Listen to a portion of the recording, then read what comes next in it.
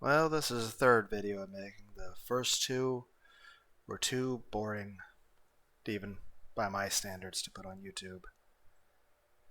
First one was a game called Kittens of Fear. It's a free game on Steam. You're basically playing as a ghost that's robbing Scrooge McDuck if Scrooge McDuck were also a serial killer. But Scrooge McDuck, his gold and stuff, you're trying to steal it. But he has like an army of 100 cat ghosts that are trying to stop you that have different powers.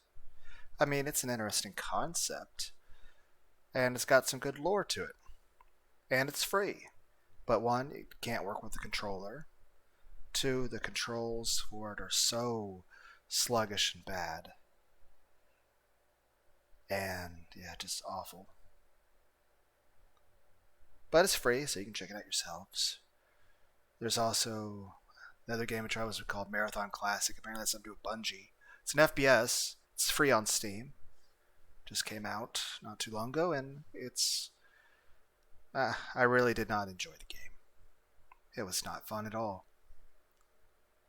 I mean, it's free, but still. Same as this game. This game's also free. By the way, it is 2:16 a.m.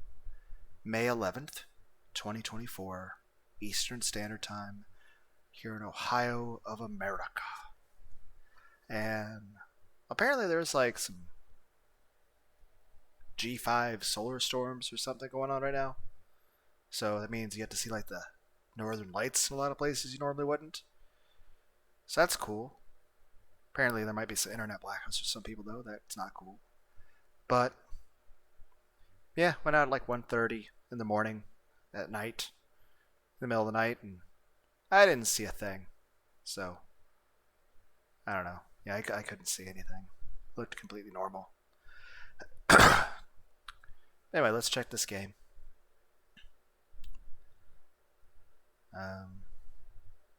But yeah. Did I do my intro? I don't know. Greetings, one and all, to the most cursed, most cringiest corner of the internet. A YouTube channel content creator actively alienating everyone in both the analog and digital world. Well, welcome, good evening, wonderful dice of all alignments. I am Lunar D8.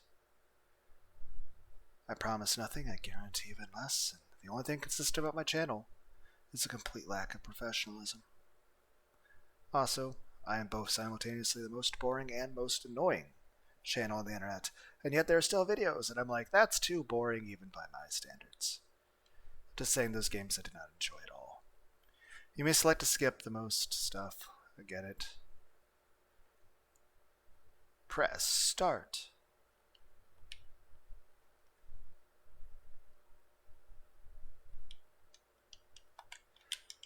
Oh!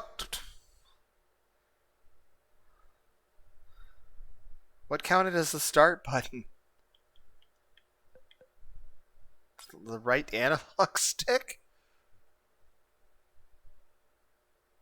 I got jump scared by something that's not supposed to jump scare you. I don't think that's a good idea. Oleander?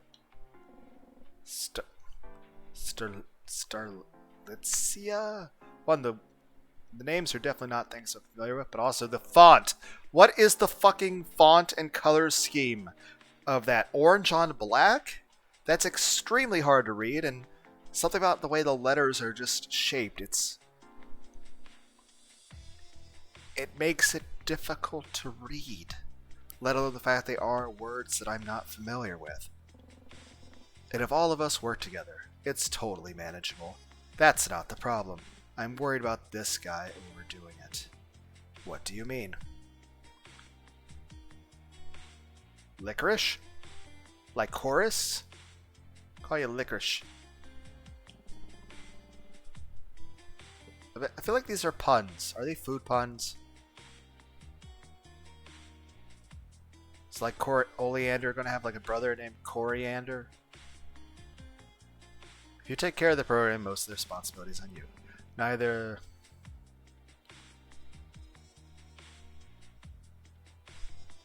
Steven or I would be able to supervise what code you put in. Not true. I can keep an eye on Ollie. After all, my work always starts once it's already built. Well, thanks for trusting me. But I don't care either way. Do you have any other ideas? Not really. It's hard to think of an assignment that combines all of our fields. See, it's perfect. You're just glad you'll have to put in the least amount of effort. Yeah, that's gotta be it. What? Why do you say that? Because it's the truth. You just monitor its behavior. Fine. Maybe I'll have less work because I won't have to build it. But that just means I can help you guys more. Like being the errand boy and bringing us coffee. Anything for you, darling. Shut up. But since there's a lack of other good ideas, it seems like I have no choice but to agree on the robot project. Glad to see you came to your senses, Leah. What the fuck? What about you? Well, if Mr. Pretentious trusts me, I'll program the robot. What kind of robot are we talking about, though? A remote-controlled car? Are you trying to make fun of me? What would be the challenge in that? Not to mention, if it was that basic, I'd have nothing to do. Wasn't it obvious that it should be something intelligent? You know?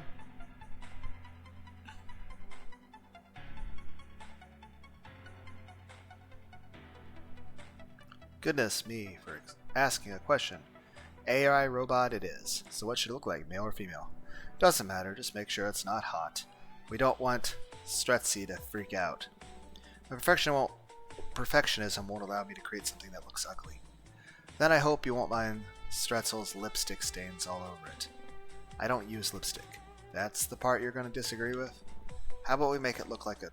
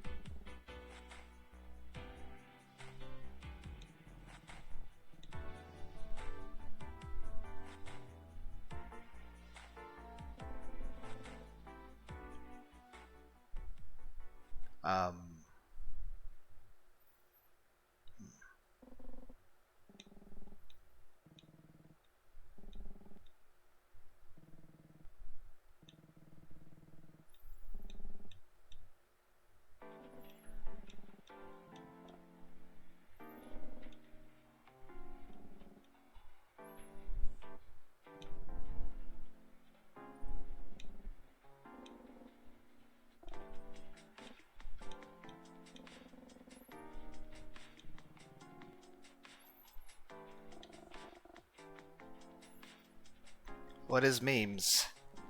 Great, you already corrupted it. Research memes. Permission denied.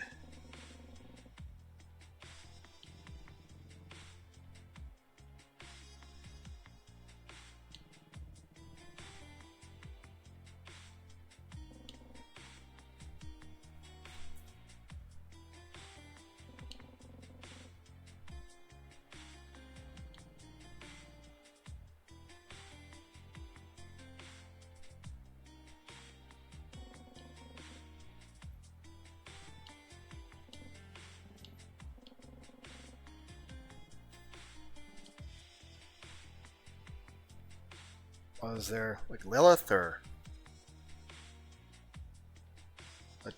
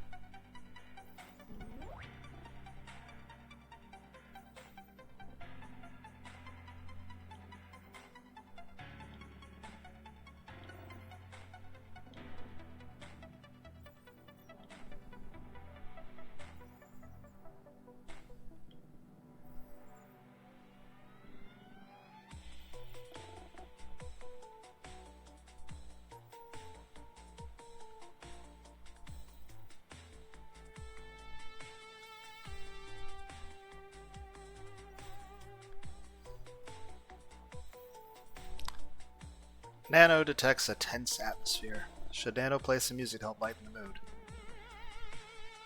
Licorice, why did you add that feature? For some calm tunes while we work? Do you have a problem with it? Play Old Town Road. Cannot be found in Li's playlist. Oh, thank goodness. Classical music? Very well.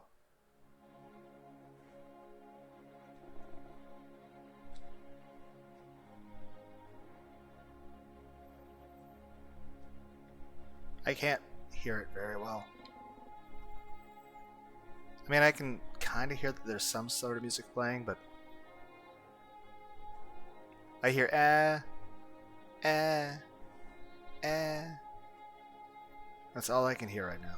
Can I just...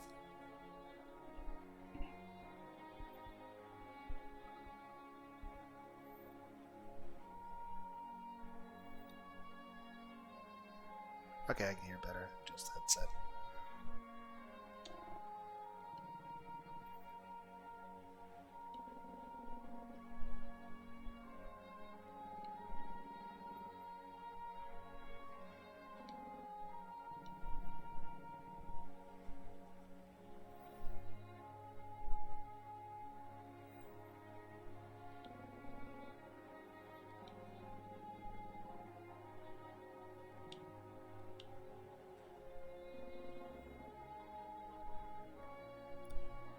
Still, it does say something about the idea that you're having college students create sentient life for a project.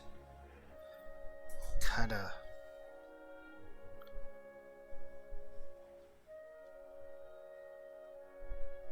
belittles the whole importance of, life.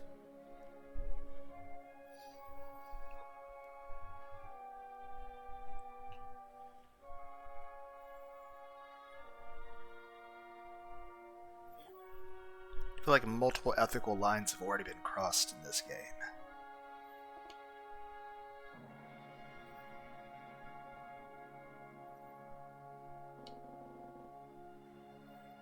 Or the Turing test. Or what is it, Nano? What is... Where did you learn about that word? Wanted to call me Lily. I objected. Nano does not recognize it as a negative term. Should Nano's data bank to be updated? That's not to say. You ask a lot of questions. Nano's programmed to learn. Queries are the most efficient method of self-initiated knowledge acquisition. Lily is a topic that should not be discussed. Learning not to ask of it is still learning. Lily, no, Lilium. He lived with us before we built you. So it's not a biblical reference. You wanted to name the robot off of a dead friend. That's actually darker. By a lot. I mean, honestly, I thought it was just like, hey, we're going to name the sentient robot off of a biblical character. I'm like, that's kind of fucked up. Even if it's a biblical character that many churches don't consider to actually have existed. Actually, most people are more familiar with it out of Einlied or Elfenlied or Evangelion. I watch anime, okay?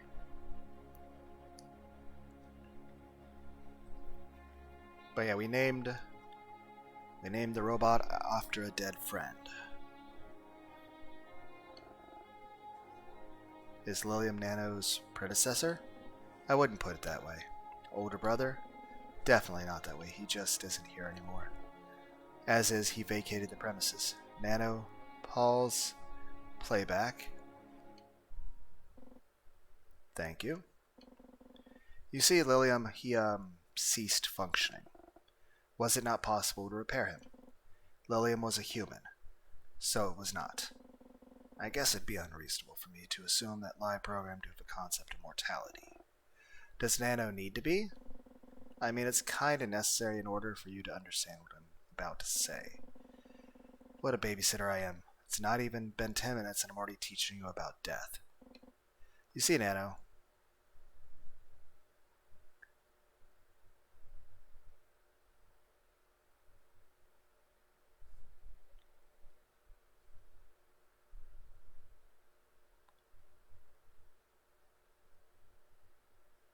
Both are accurate. Everyone's life comes to an end sooner or later. Does one know when? You usually don't have the luxury of being able to expect it. But when it happens, you have to accept it and move on. What makes someone accept it? That's a really tough question. It depends on a lot of things. For example, how much you like that person or how it happened. Does Strutzy like Lily? Of course I did. He was one of my closest friends. But I don't deserve to be called his.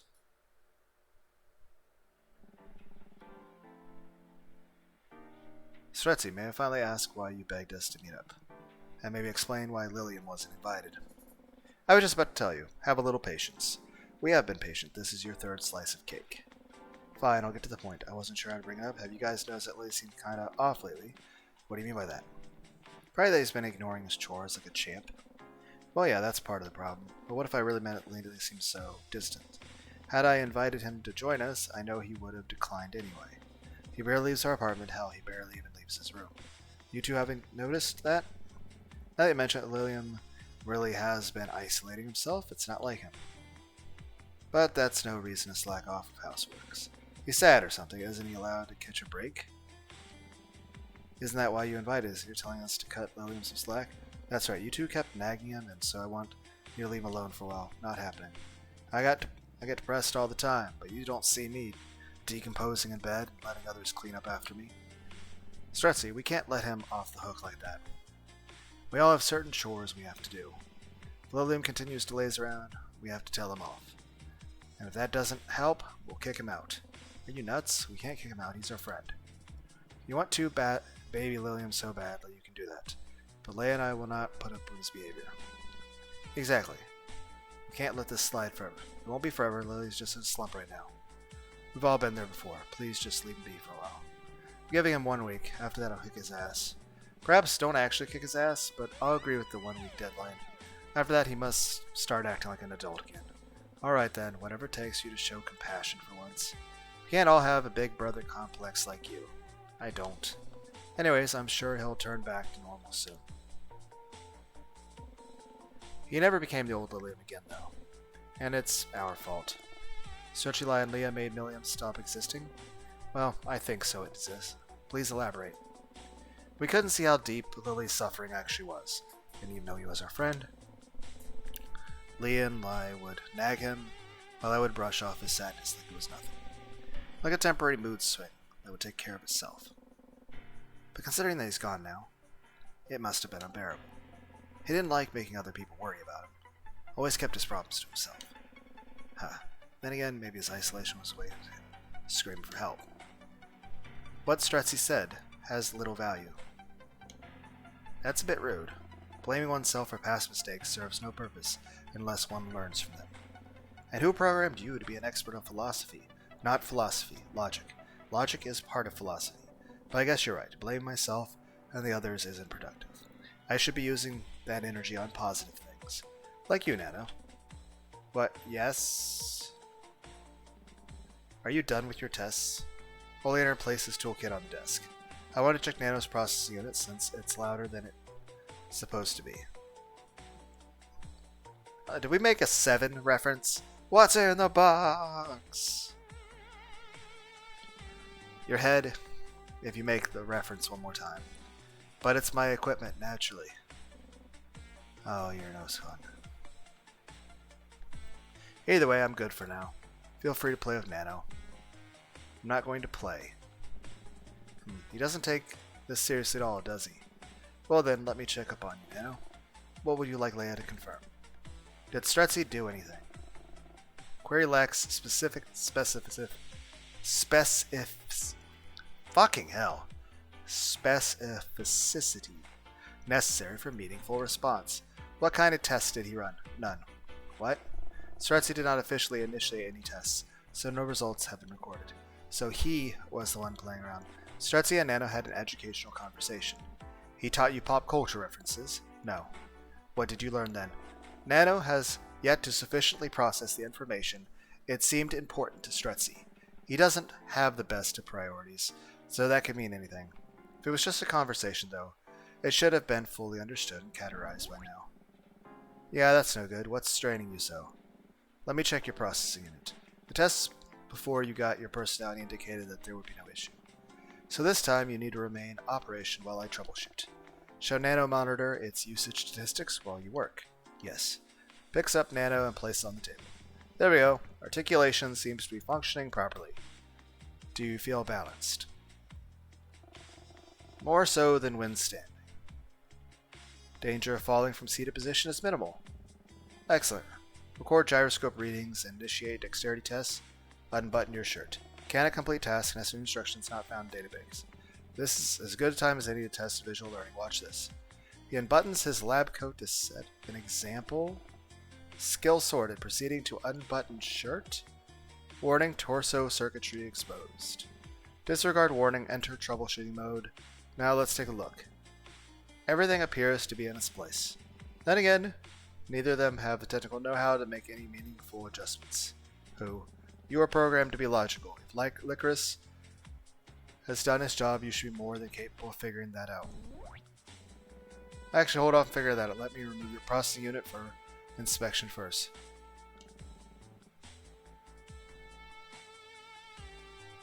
Nano temperature reading of anterior thoracic cavity. Okay. I don't know how to convert Kelvin into Fahrenheit or Celsius. End non-essential tasks and switch off to efficiency mode. Decreasing functionality, base operation remain active. Nano's lights dim and whirring sound of its strained system gradually quietens. Quietens? Was it written that way? I don't know.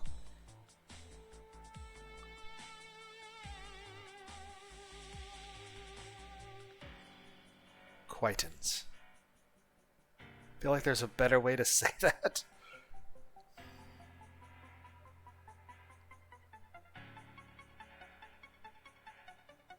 It just sounds wrong. Then again, multiple things that have been said just sound wrong and unnerving in a few ways.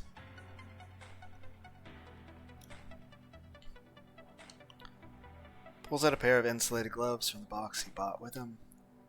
After putting the gloves on, he flexes his fingers before attempting to remove the processing until the second time. He succeeds this time. Thin wires tethering it to its recessed slot in Nano's chest. Doesn't look damaged, and even though it's painful for humans to touch, I don't think we have to worry about you melting.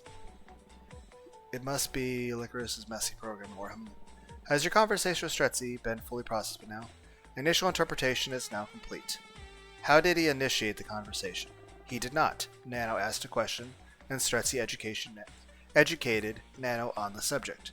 I see. What was the subject? Lillian. Oleander's grip on the processing unit tightens suddenly, and sparks fly from the connections. Yeah, you're damaging the robot that is sentient? He fumbles it slightly before carefully slotting it back in Nano's chest. Did you just... Even if it didn't hurt, I mean, you still damaged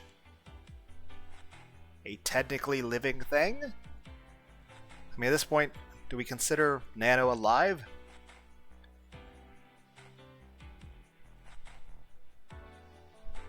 Sorry, did that hurt? What does hurt entail? Of course, that was a stupid question. Didn't install any pain sensor. Naturally, you wouldn't be hurt. So pain results in hurt. Well, I mean, pain tells you that you're hurt. Just because you don't feel it doesn't mean you're not damaged. That's the simplest way of putting it. Is there a more elucidating way of putting it? Well, yes, but you would have to ask Stretzy about that rather than me. He's the sensitive one. Although sometimes I get the feeling he's just pretending and doesn't actually know that much. Leah's statement is difficult to comprehend. Please elaborate. Have you noticed that Stretzy and I behave differently? Yes. Good, because unlike him, I take things seriously. That means I take pain seriously too. Stretzy just brushes everything off, like he's blind to other people's pain and suffering. Are pain and suffering connected? Yes, definitely. When you're in severe pain, you're suffering. But you don't always notice it, the suffering of others, I mean. Some people don't want others to suffer because of them, so they act stubborn and try to hide it. Is suffering contagious? Somewhat, I would say. Not like a disease, but seeing someone you care about suffering causes you to also be in pain. I guess that's why he wouldn't show us or talk to us. Why is there liquid running down Leia's face? Oleander brushes his finger against his cheek, staring at them, bemusement when they come away wet. Bodily harm is not the only source of pain. When your mind is hurt, the pain is called sadness. Sometimes the pain is strong enough, tears come out of your eyes. But please don't tell the others I did that. Why does the body react if only the mind was hurt? Is there a logical reason? Feelings aren't always logical, no matter how much one hopes they were. That's precisely what makes it hard for AI to understand. Hard does not mean impossible. It is Nano's duty to learn. Earlier, Stretsy did not produce tears when speaking about Lilium. Is Stretsy not affected by sadness from Lily's departure? He is. It just most people force themselves not to cry in front of other people. No, not everyone cries when they are sad or hurt, nor do people cry every time they feel that way. It was difficult without Lilium around, and we dealt with the pain in our own ways. Lilium was also hurt, but we didn't realize how much until it was too late. Did Lilium cry? No.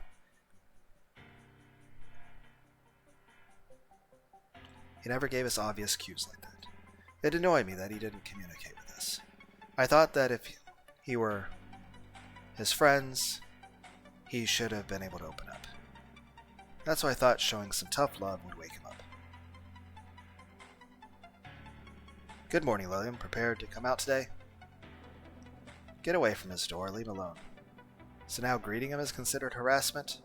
But he obviously doesn't want to talk to us yet. Yeah, I bet feeling lonely is going to be a huge help for him.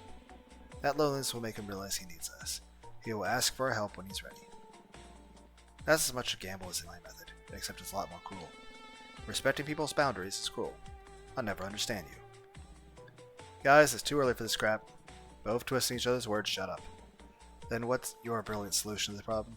You won't get a new answer from me. I still think you should call someone and let the pros handle it. Great. You can get the law involved. Lily wants a break and not more stress. Then just tell his favorite professor or something. They'll be legally required to contact the police. Look, I know it's a hassle, but we're clearly not qualified to deal with this. We should let someone else take care of it before it's too late.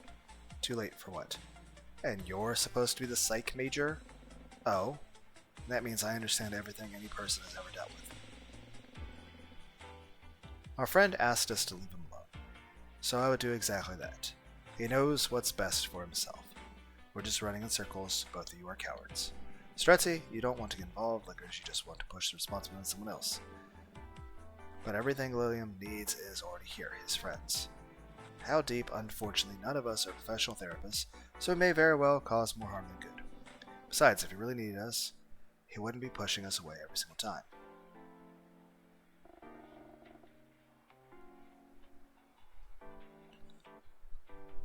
Nano finds it difficult to determine the correct strategy. Tell me about it. Well, it's too late now anyway. But if not, even a purely logical thing like you can figure out, maybe there really was nothing we could have done. Nano is still saving energy. Perhaps Nano could solve the problem with more processing power? Not necessarily, it's all in the past, so it wouldn't serve any purpose. Besides, I wouldn't want to find out I was in the wrong. That's the more selfish and more important aspect to me. Is selfishness bad? Sort of, yes. A small amount of selfishness can be healthy, but clearly I've been too selfish in the past. I blamed everyone and everything else for Lily's death. I just couldn't accept the possibility of my behavior being wrong.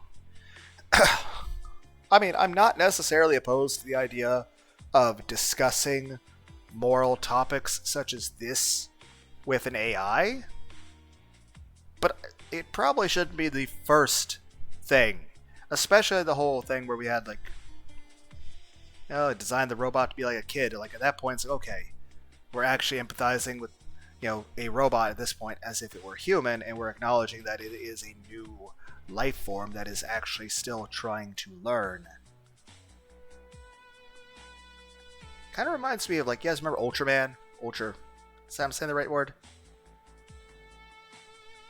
The guy from the Marvel movies that Iron Man and Bruce Banner built. Ultron? What's his name? I'm gonna Google that.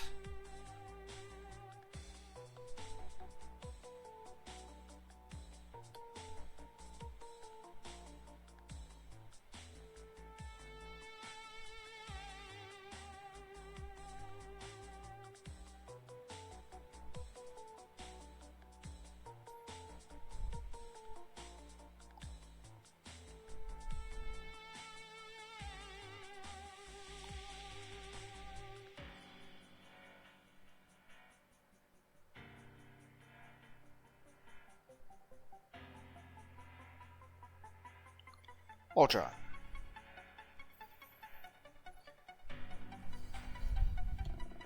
Nano can't classify Leah as trusty or Leah as wrong. Nano suspects there is no one to blame. No one to blame? Perhaps you're right. It would be nice if you were. Leia, what the hell? Why the hell is it naked? Huh? What? Nano is a robot. Robots can't be naked. Hey, Nano, are you naked? Nano is currently in a state of undress, and thus naked. See? Betrayed by my own creation. Okay, but naked or not, what were you doing? I wanted to figure out what those processing noises were all about and fix the issue. You did also damage something when you felt angry. Just because there's no pain sensors doesn't mean that's not going to affect something later on. Huh, how? By disabling some unnecessary features. You were trying to show off a little too hard, Licorice. I know, I'm such an ass. How dare I want us to get a good grade? I was just trying to offer constructive criticism. Yeah, and what's the condescending tone for? I'm sick of your constant nagging, you know? And you're a pleasant little angel or what? I'll admit getting irritated easily, but you seem to be in a foul mood regardless of what's going on. Nothing is ever right for you. Stop acting like you're the only one who's having a hard time. There, what's going on? Why are you yelling? Don't even get me started on you. You're only stepping in so you can seem like a good guy. But you'll talk shit behind our backs anyway. I don't think we should be swearing in front of Nano. It's a fucking robot. I made it. For all you know, I could have installed an unimaginable slur into it. I feel like you guys are terrible parents.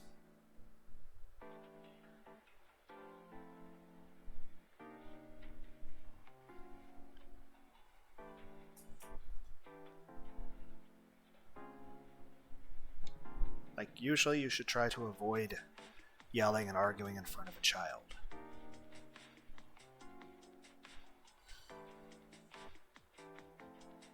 All of us know what you're really like. Your performative kindness is completely useless here. Okay, so I'm assuming Leo was minding his own business and you just started drama out of nowhere? Pretty much. Doesn't that get old after a while? What's your problem, Licorice? Why are you acting like this? Shut up, what's that sound?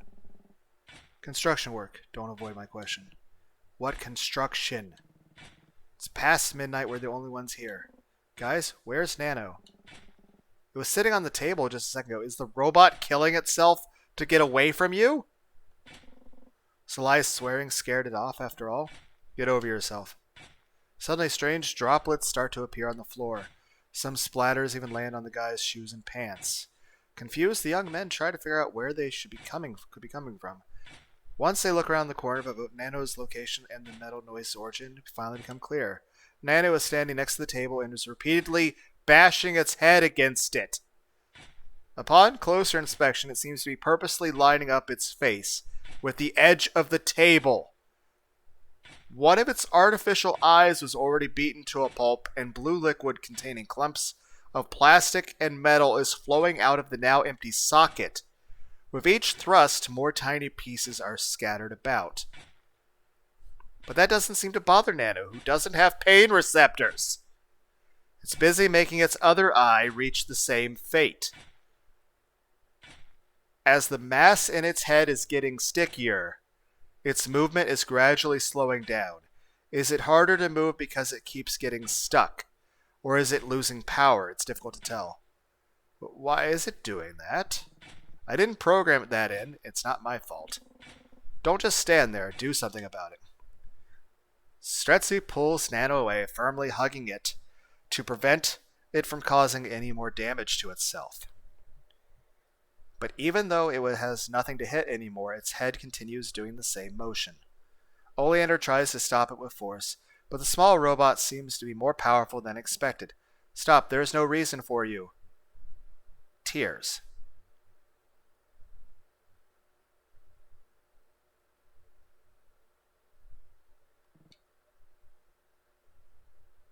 Okay. What? Licorice winces when two black holes filled with mushy blue residue glance up at him. Nano was taught that sadness causes humans to cry. So after Nano heard you arguing for so long, Nano wanted to replicate tears. Who taught you that, Nano? I might have accidentally. What on earth did you do to it? Leia cried in front of Nano. Hey, I told you to keep that a secret. It was only a couple tears. Nano isn't programmed to follow orders strictly, but to find ideal solutions. Telling them seemed to be the best course of action. Sounds fake, but okay. What are you implying? I'm implying you fucking fainted.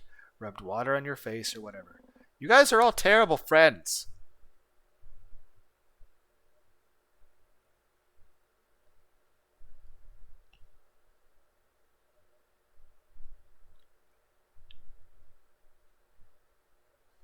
And technically your parents, because you're raising a sentient AI.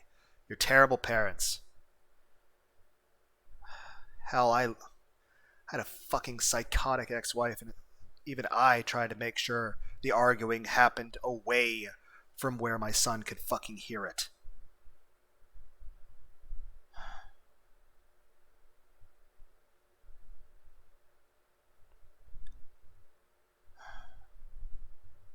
Just saying, I heard a lot of arguing when I was growing up. I didn't quite like that, and I wanted to make sure that he didn't experience that, so I made sure to keep the arguing away from him.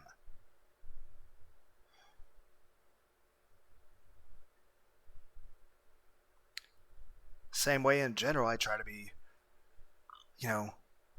not outright arguable with friends and other people. Because even, I'll disagree with friends, but I'll be respectful about it. Then again, people describe me as a bit of a pussy for not being more aggressive when I talk to people. But like, hey, this person's my friend or somebody I'm dating or just someone I'm trying to get along with. Why the fuck would I basically be constantly aggressive and hostile and talking shit to them? Hell, I'll yell at fucking video games when I'm playing them by myself, but when I'm playing a video game with somebody else, I won't yell or be loud at all, and I'll just have calm conversations because I don't want to make the other person around uncomfortable or, cause them emotional distress. I'll talk to them about some things, like if something's mine, or if I disagree with them on certain things. But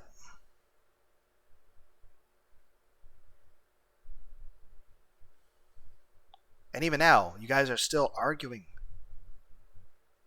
with each other. You're all blaming each other and arguing about shit. And okay, there's literally a robot that's smashed its eyes out and is crying out its actual fluids needed to keep it living.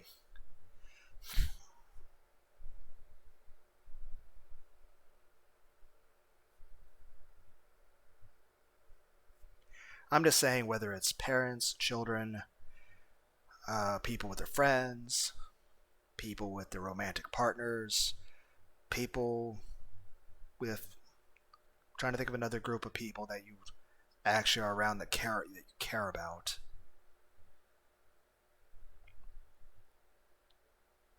The main point is this: you're around people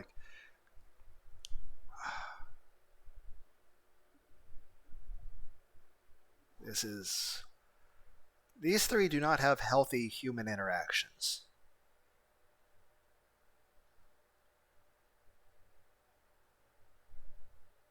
And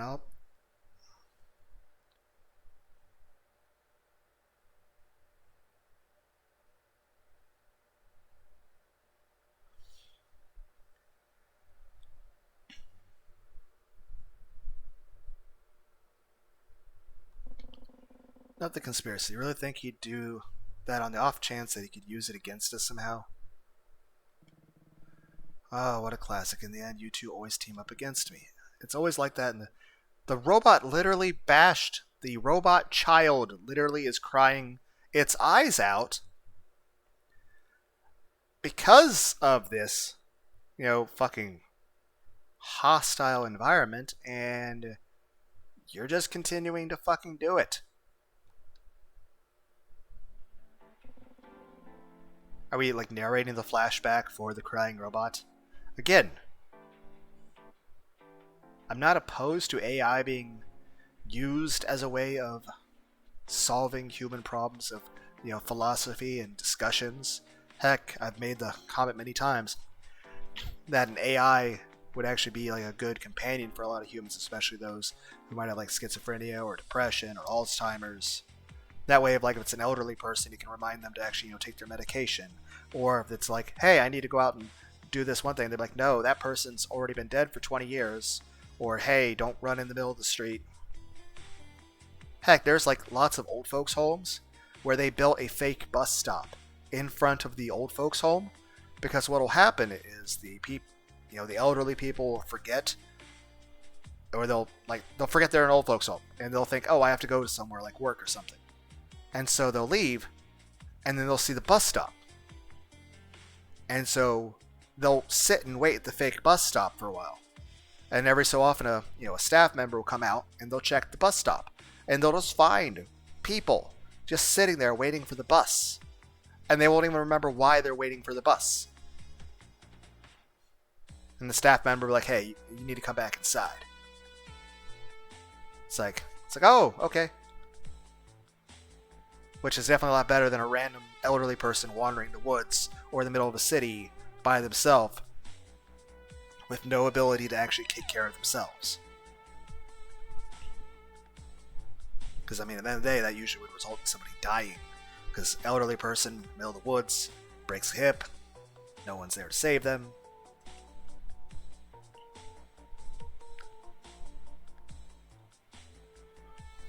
Just saying.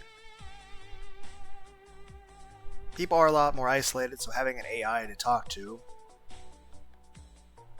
But at the same time, I would assume any AI that humans would be talking to, either one, isn't going to be sentient and is just going to be a chat GPT to make logical, or at least either make a logical deduction off of a statement, or will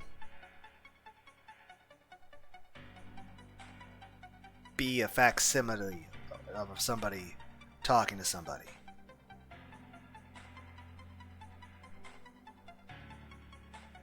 But if it's actually truly sentient, then I would imagine that it would have a bit more to the personality.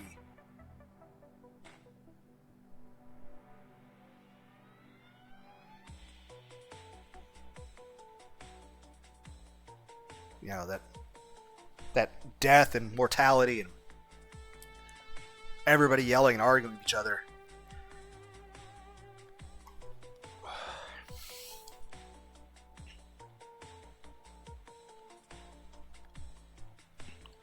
I don't know. I think it's back to the same thing where, they mentioned, the robot a child, it really drives home the point that, hey, making a sentient, AI is a very not only monumental task in terms of what it takes to do that, but also the fact that, it is another living thing that, even though it's not a human, it is still alive and sentient.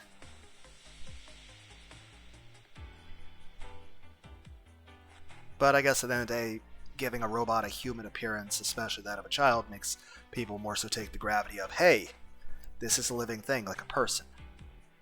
Whereas if you made a sentient robot and it just looked like a cardboard box, you'd probably be like, it's just a fucking box. You'd be like, what's in the box? Not a soul. Which sounds kind of a really fucked up joke, but that's kind of the point. People wouldn't really... This uncanny valley, the person who made a lot of robots in the past, I don't know if that dude's even still alive. He found that if he gave the robots more humanistic characteristics, that the humans responded more positively to it, and actually started to treat it more like a person.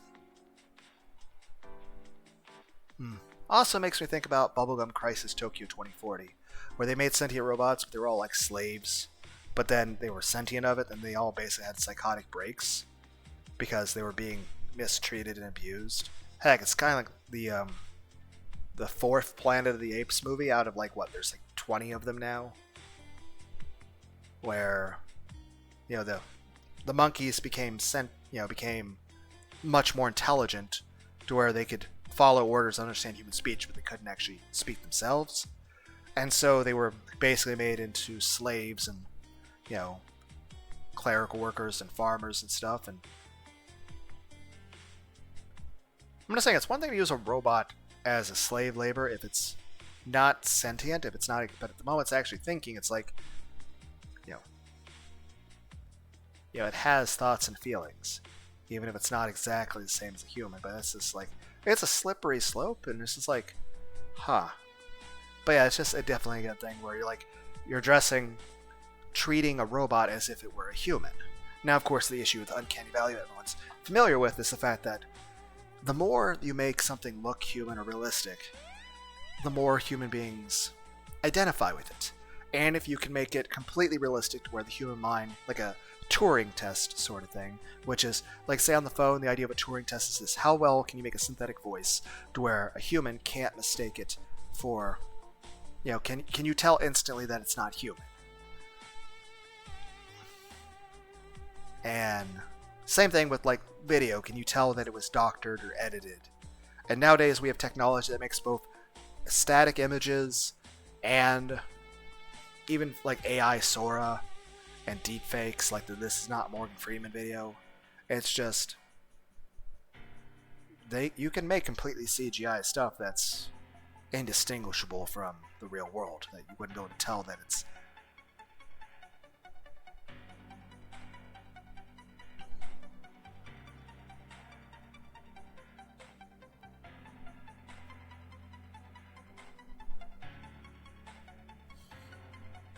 Same reason, like, we do have, synthetic voices. Like, obviously, your standard text to speech on, like, Twitch isn't going to be, realistic. You're going to tell instantly it's not human, but you can understand clearly what's being said. But it is possible to do text to speech that is, well, indistinguishable from a human voice. And technically, we can do pictures that look indistinguishable. Now, granted, we're not at the point of having a PS5 game where it's indistinguishable from real life, but the fact of the matter is this: if you could have a picture with enough pixels to be equal to what the human eye can perceive, and you can cover everything a person can see, then really you can make an image that's just as realistic as anything a person would actually see. Same way you can replicate smells, you can replicate sounds. I mean, we make artificial eyes and hearing aids and devices like that. I mean, heck, there's a lot of really good scientific advancement that can be made from that, where we could help people that have had horrible injuries and improve people's lives. But obviously there's lots of really bad ways that can be misused to make very powerful weapons or to hurt people. But same way, it's interesting to understand how the human brain works.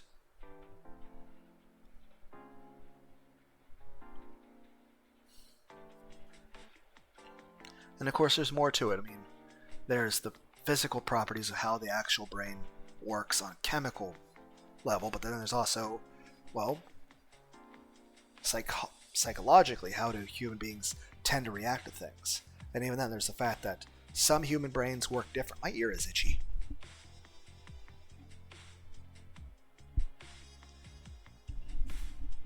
Some human brains work different chemically. And that's why there's a lot of people that take like antidepressants and stuff. But aside from there being the fact that some people's bodies release different chemical compounds in different amounts and react to different drugs in different ways, there's also the fact that people do have different personalities. And sometimes even just the environment they're in can be. And then it's a whole nature versus nurture thing.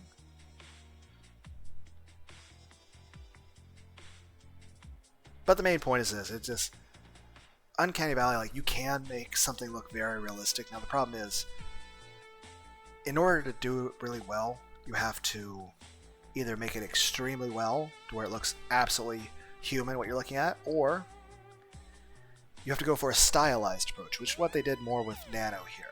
Nano, like, there's no point which you're going to mistake Nano for a person, for a biological human being.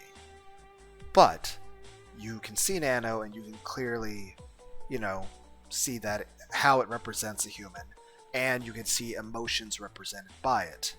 It's not so realistic that it would be seen as threatening to a human, though. What I mean by that is, uncanny valley is where you make something look very, very realistic, where you're trying to make it look human, but it's not done right, so that the human being can instantly see that it's not a real human. Whereas, like, here's the thing. For example, these pictures here. Same with the actual picture of Nana we had earlier. Those were not uncanny at all. They're not. And by that I mean, uncanny valley, now of course, again, this could be different based on different people. You know, different humans have different sensibilities. But we're arguing the norm and not the, exceptions in the statistics. The idea being is this. Uncanny valley would be, what would the majority of human beings consider an unsettling appearance that would make them frightened? Now the question is, would that apply to horror? And the answer is yes. Technically all horror elements would be applied, because uncanny valley could be considered an instinctual fear. It could be that, one, the idea is that you see something similar to human, but it's not. It could be the instinctive fear of dead bodies. That's a way of human beings to preserve themselves from getting illnesses. Since you don't want to get sickness or disease. Also, usually if you see a dead body, especially in the past where, so someone was murdered, well, you see a dead person, you don't want to be the next dead person. So, it implies either danger from violence or disease. The other thing is that it could be an implication that at some point in the past, there were beings that looked similar to humans, but not quite human, that were a great threat to the human race. But of course that is literally a conspiracy sounding thing, but it's very interesting to browse the different, hypotheticals of how the world works. Now, is there any practical application for anything? No. If there was, I'd be rich. There isn't. At the end of the day, I know that I will never gain a fucking cent from thinking about the things I do, like, say, ancient mythology, or how to draw things. But I just like reading books about drawing, or books on lore of Dungeons and Dragons. Like, it's not going to benefit me in the real world at any point, but if I had to sum up Lunar D8, life outlook and philosophy, it's that, 1, I believe in being kind to everybody, and 2, I have an insatiable urge to read and just learn. That's it. That's the best way to describe my personality is that, 1, I believe in being kind to everybody, unless, they're not kind to me, at which point, fuck them. Okay.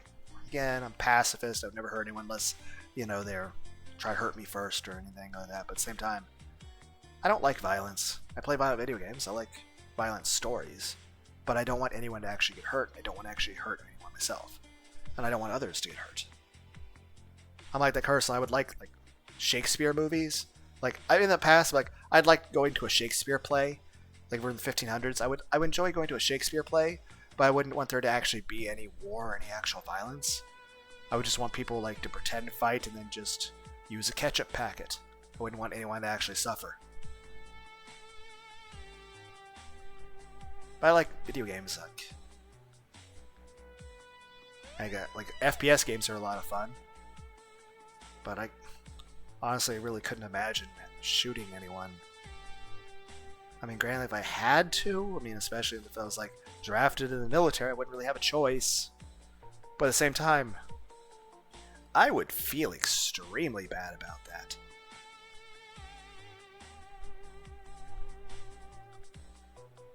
I don't know, we're talking AI and stuff.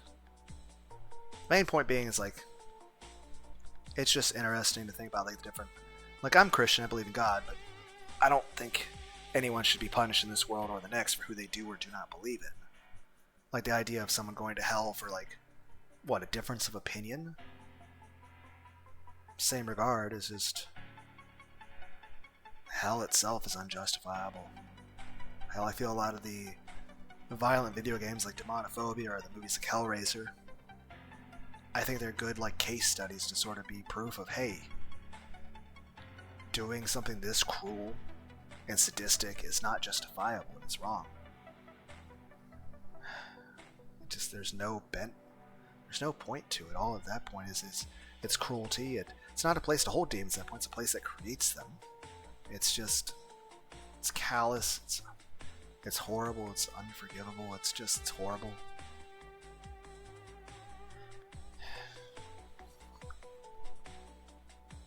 I don't know. Talked about the AI stuff before. Like, it was just, I don't know. Why would I put the water all over there? I mean, the cap's off. It's just, hold on.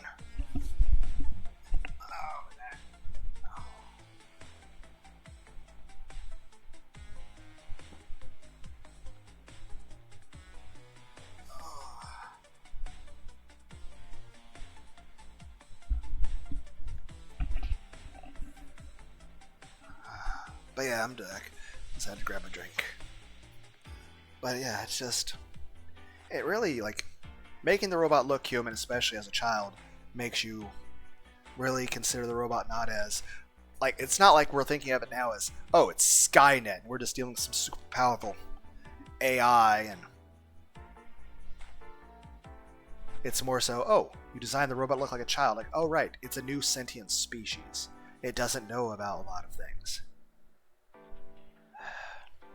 So again, it's a way of driving home the idea of that, hey, creating AI is a very, very big thing. Perhaps just random college people should not be doing it.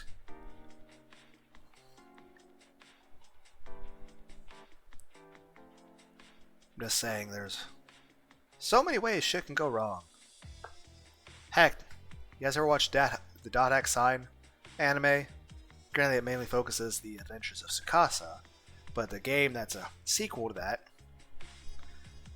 which is after, Tsukasa's out of the net and everything. And... Well, no, it's kind of more of a prequel or a sequel. I don't remember the timeline. But basically, the idea is how Morgana basically becomes quote-unquote evil because of her programming. And then, of course, Aura is also an AI. And then, of course, later on you have an AI that's designed after the main character of the Infection game. But, after seeing all of human history and all the wars, it basically had a mental fucking breakdown. And basically became a villain. It's like, okay. I forget what we're talking about. We're just talking about, the main point is Uncanny Valley is... It's when something tries to look human, but it doesn't do it right. And so it does it in a way that becomes threatening to the human. And the idea is that horror movies actually still count as Uncanny Valley. Because the idea is this.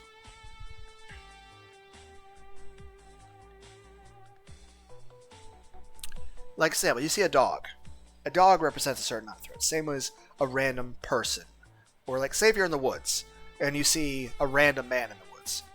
Whatever. Same way you see a random bear in the woods. Okay, bear's got some dangers, got its claws, but still, as long as you keep your distance, fine.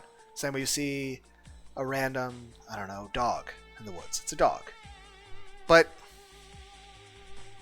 if you see a random man in the woods with the face of a bear, or you see a bear with the face of a person, or you saw a dog with a human face. Even the dog's a lot smaller. We're not saying we're talking German Shepherd, because those are legitimately dangerous. No, granted, German Shepherd are just lovable.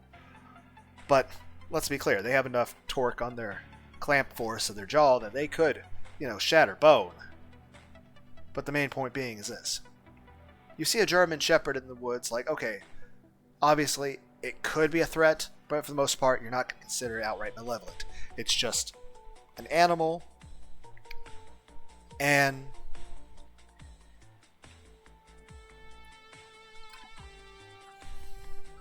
it's unlikely to be violent. And you at least have some means as a human, to protect yourself. But if you see a dog in the middle of the woods and it has a human face, you will freak the fuck out. and you will consider it extremely dangerous. So at that point, Uncanny Valley could be where anything in life is represented in a way that is... Now, of course, it is possible to have something that is scary to a person that would be considered Uncanny Valley, but I would argue that anything that's actually scary in any way is Uncanny Valley. For example, it could be Uncanny Valley in terms of personality, or mannerisms, or my fucking notifications on my computer. For example, like if you saw someone doing drugs, the person themselves is not uncanny, but you can see differences in their physical movements that sort of scream alarm bells in the person's head, telling you that there's danger.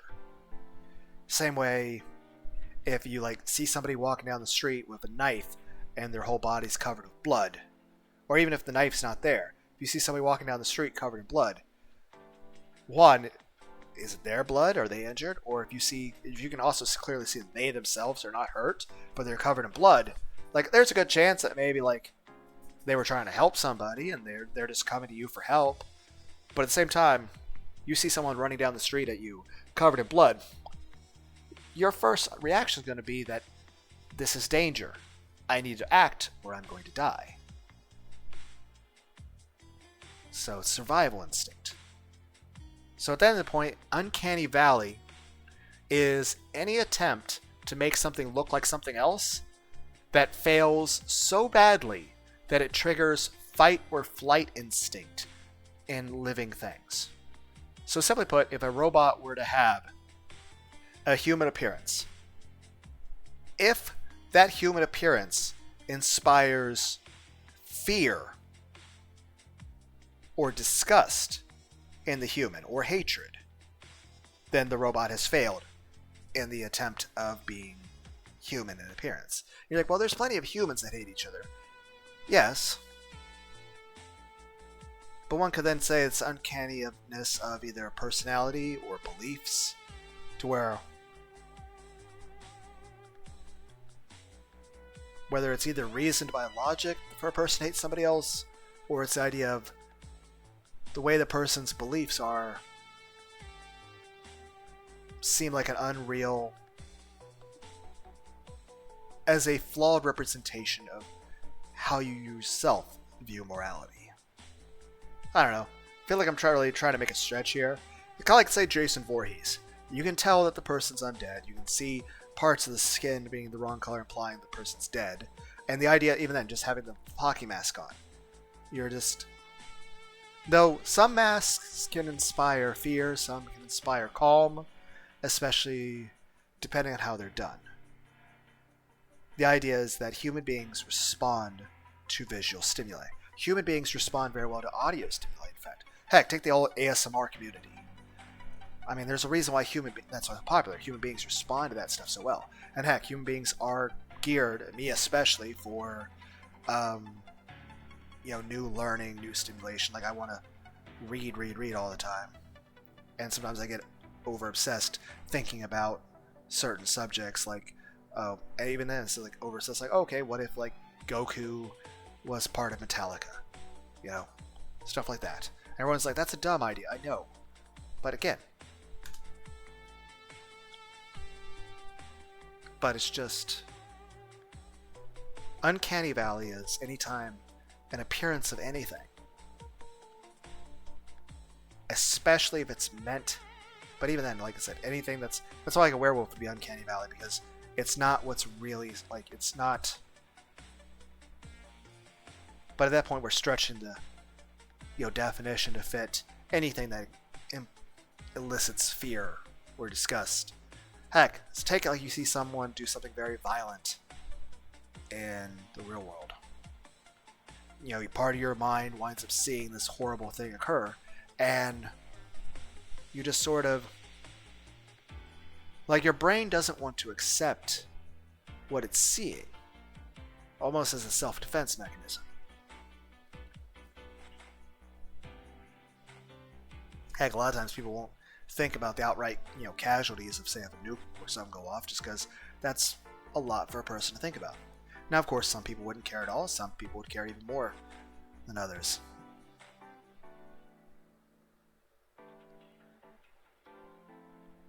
End of the day, I can't say I'm any saint. I'm a very selfish person. I'll care about my own needs and well-being above others. But at the same time, like, it's just, like I said, I have a very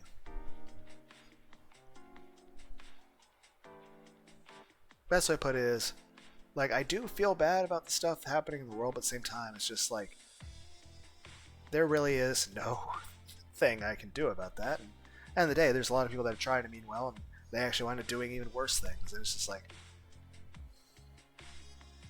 I don't know.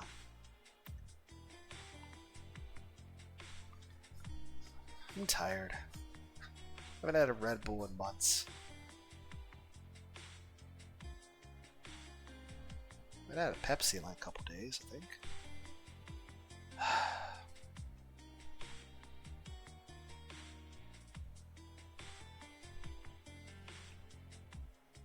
So I thought the FPS game, I can't even remember what it's called. It's Routine, Messenger, something. I can't remember. Marathon, Classic, and there was Kittens of Fear. But there's just... I'm spacing out.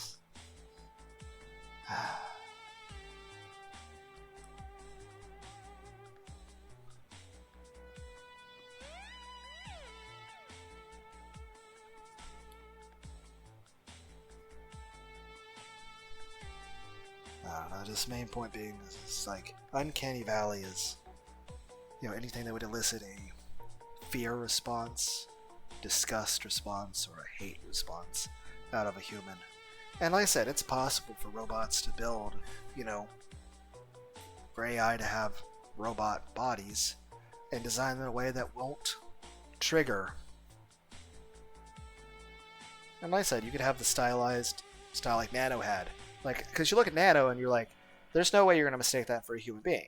But you can clearly see how it represents a human being. So the idea there is that it doesn't instill, you know, fear or disgust or hate. It's just like, okay, that's a robot, and this is a representation of, okay, it looks like a human, and it can display emotions and facial features and like smile and sad and all that. Okay, cool.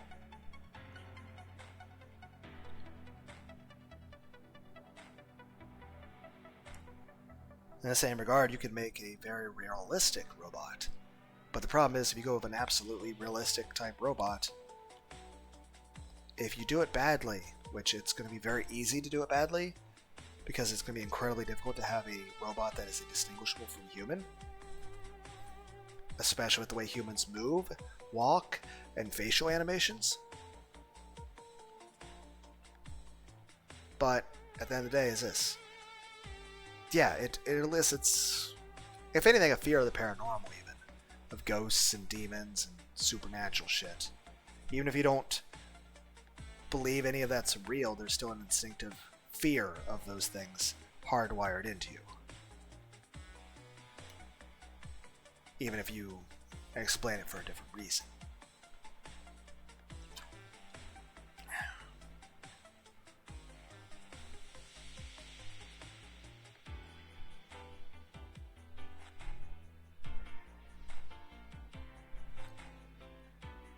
I don't know.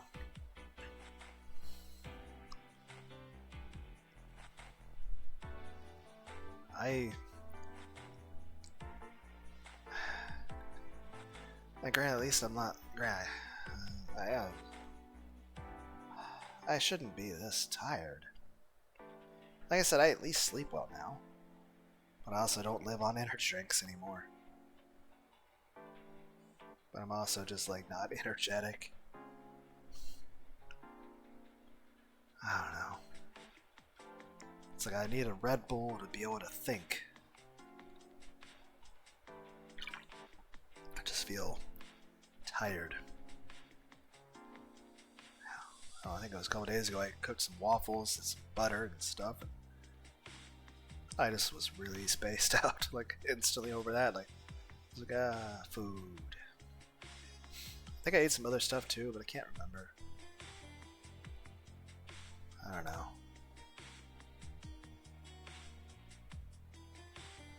I don't know what we're talking about. Could have dropped my cake. Whatever, I gotta get out of here. What's wrong? Is the central heating being weird again? Yeah, right, as if it isn't obvious. Don't tell me you're under a fight with Lily. I told you to leave him alone. Negativity is really the last thing he needs right now. I can't just let him live like that. Have you been inside his room lately? It looks and smells horrible. Come on, Lai, you're just overreacting. You're not his mom. Maybe we should just actually get his mother over here. He starts doing something for a change. I already tried getting him to snap out of it, but he just kept repeating, "You don't understand me." And we really don't understand him, but a professional might, you know? We've had this conversation many times, right, Lai? But we decided against it. You and Leia decided against it. I don't get why you keep denying how serious this is. It's not normal. He needs help. You're so worked up. Get some fresh air and cool down. I'll go talk to Lily. At least you've given up on ignoring him. I wasn't ignoring him. He wanted to be left alone. Whatever lets you sleep at night. But go on. Talk to Lilium. Keep on hoping for a miracle that won't happen. You know, all this could have been avoided if we didn't joke about naming him after the dead friend, Licorice. I mean, obviously, there's a lot more going on. It's wrong to blame you. And at this point, I'm joining in on this fucking bullshit myself. But keep in mind, none of these people actually exist. I'm talking to a drawing.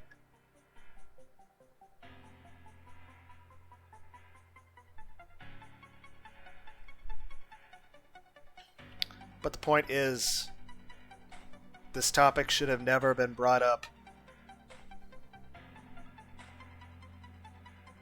You know, one, to an AI, but also this is not exactly a conversation you should be having with a child. Now, granted, there's sometimes it's unavoidable. You know, there are, you know, funerals and people do die.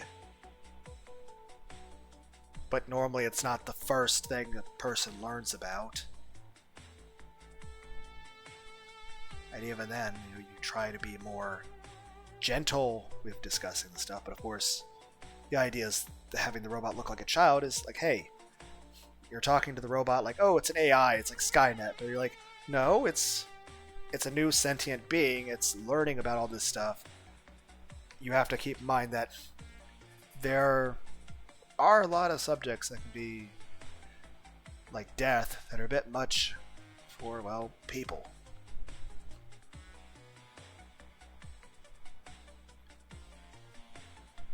That's why, you know, people really should not be on the internet at all until they're like older.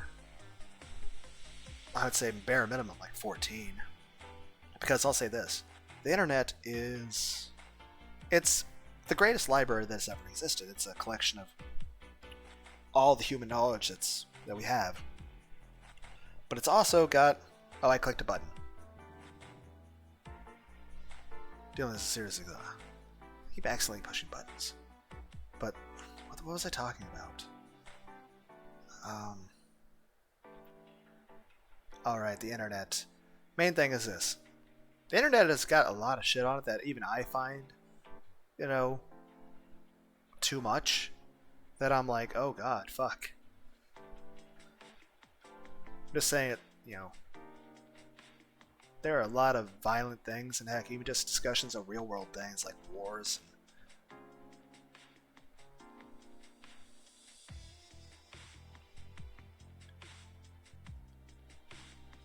I mean, granted, yeah, there's stuff you have to learn about, like the Holocaust and stuff, but at the same time, you know, you don't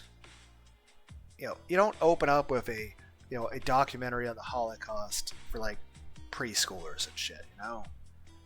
It's something you learn about when you're older, and usually probably get introduced first by the parents rather than teachers. Because usually school should just be about, you know, teaching stuff like math and science and history. But at the same time, it's just, this is, like, the question is, how much history can you really teach, and at what ages? Like, how do you really, like, acknowledge, like, hey, this many people died in World War I? I don't know.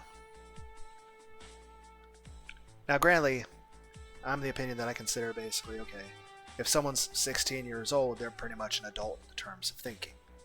Because, I mean, that's, heck, if someone's 16-year-old, you get tried as an adult in, court.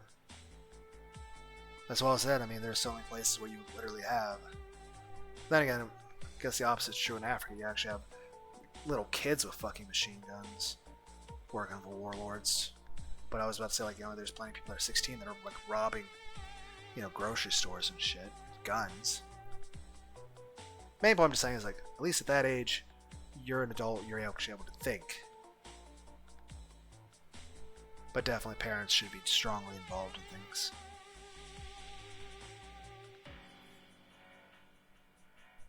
I don't know.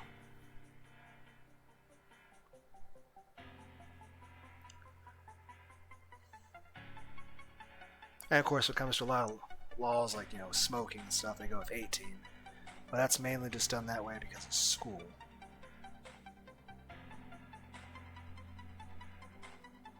A lot of societies and cultures change that stuff back and forth. So, the main question is, like, if you had, like, a war and everyone's really fighting, what would be the age that's considered appropriate to send a war?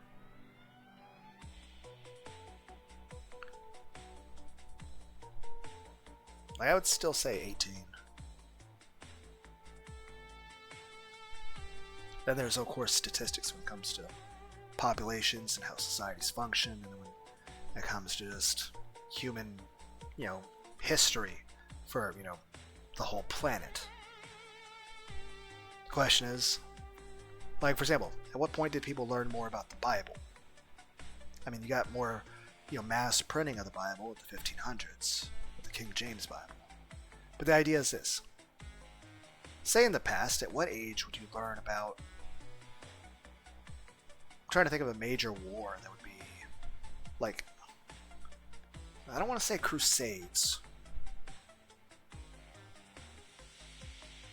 But, like, the idea is this. If you were growing up in the past, at what age would you wind up being told about death and stuff? And everyone's like, you'd probably find out instantly. Most people, like, grew up in the fucking, like, Black Death sort of shit. And the plague and that crap. And, like, yeah, I mean, without modern medicine, I mean, heck, we didn't go above 175 million people on the planet until, time of Jesus. And then for the most part, our population stayed pretty low until the past 200 years. Heck, can't remember the exact population level. So you're like 1 or 2 billion, it's like 100 years ago. And then it just absolutely exponentially exploded. So we're like well over 8 billion people now. And right now we're starting to head into population collapse, which is going to be an exponential thing that starts off slow and then just sort of really picks up. So I really don't know how to define the parameters of what, how education should be and war. But in general, I don't think war should exist.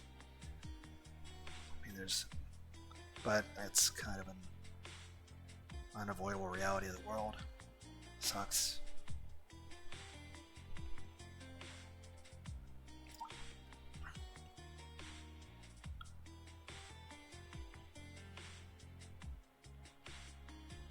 Main point is this. How would people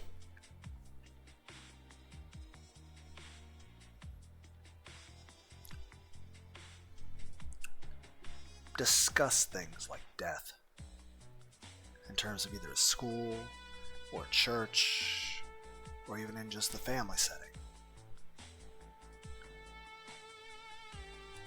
Because eventually it's going to come up in all of those, but at the same time it's just like,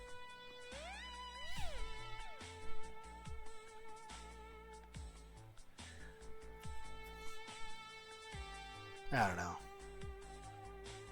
Like I said, I just find the most important thing, just be kind to everybody and just have critical thinking, read as much as you can, play video games, watch anime, watch some YouTube videos, listen to other people's opinions.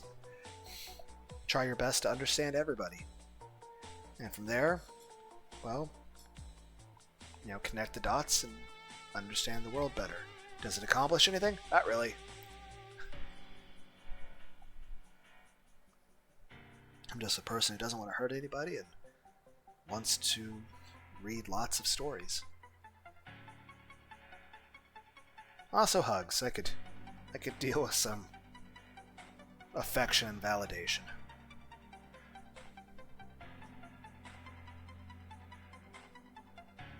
You know, have like Albedo from Overlord.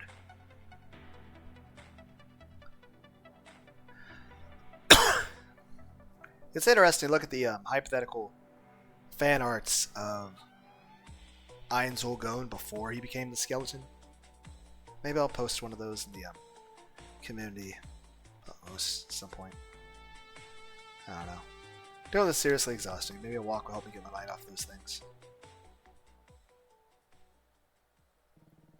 I guess Leah isn't back yet. Oh, and Stretzy left his cake in front of Lily's room. Hey, you okay there? I want to apologize for lashing out like that earlier.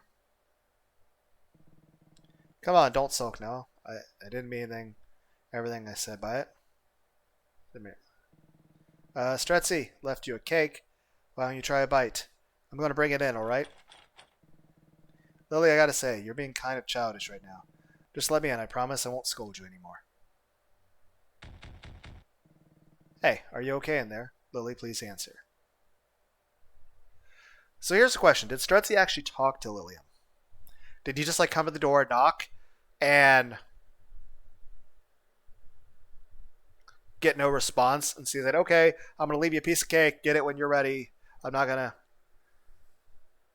If this is the case, that would mean that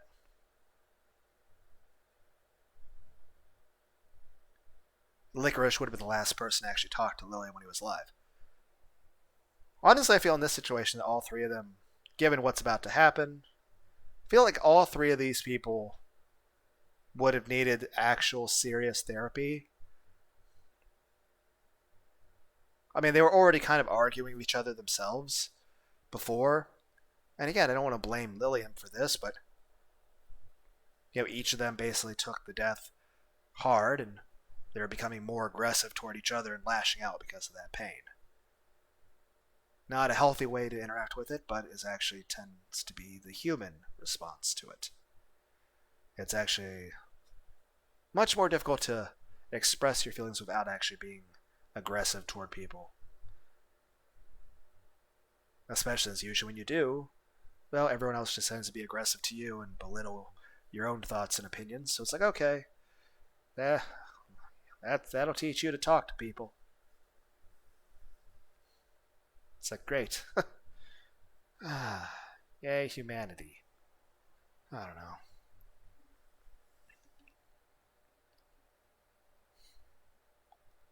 But yeah, I do feel like, one, it's, even if they were all in normal, healthy situations, probably creating a sentient AI is kind of a big deal. But especially given this, honestly, all three of these people should have gotten therapy. Because something like this would be really big. Oh, I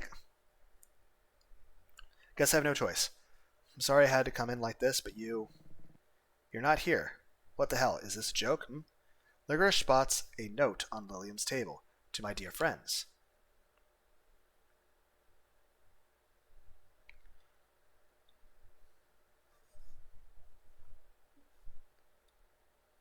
I'm sorry that this is all I leave you with, but I can't do this anymore. Please don't worry about me.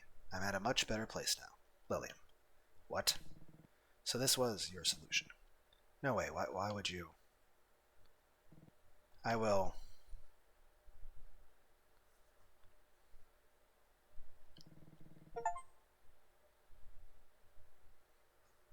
Only choose good answers. Oh. I would just... Yay, I guess I... So if I picked the other path, would we have all murdered each other? I had it all wrong, it's obvious to me now. That fight Lilium I had was clearly the last straw. Had I been more understanding, it wouldn't have ended like this. But I blamed you guys instead of facing my mistake. You're not the only one. I think all of us are guilty of that. I'm sorry, I won't mess up again. I mean, Nano is our new friend. This time we can make things right.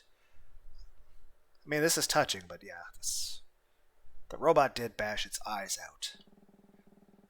You're right, we have an assignment to work on.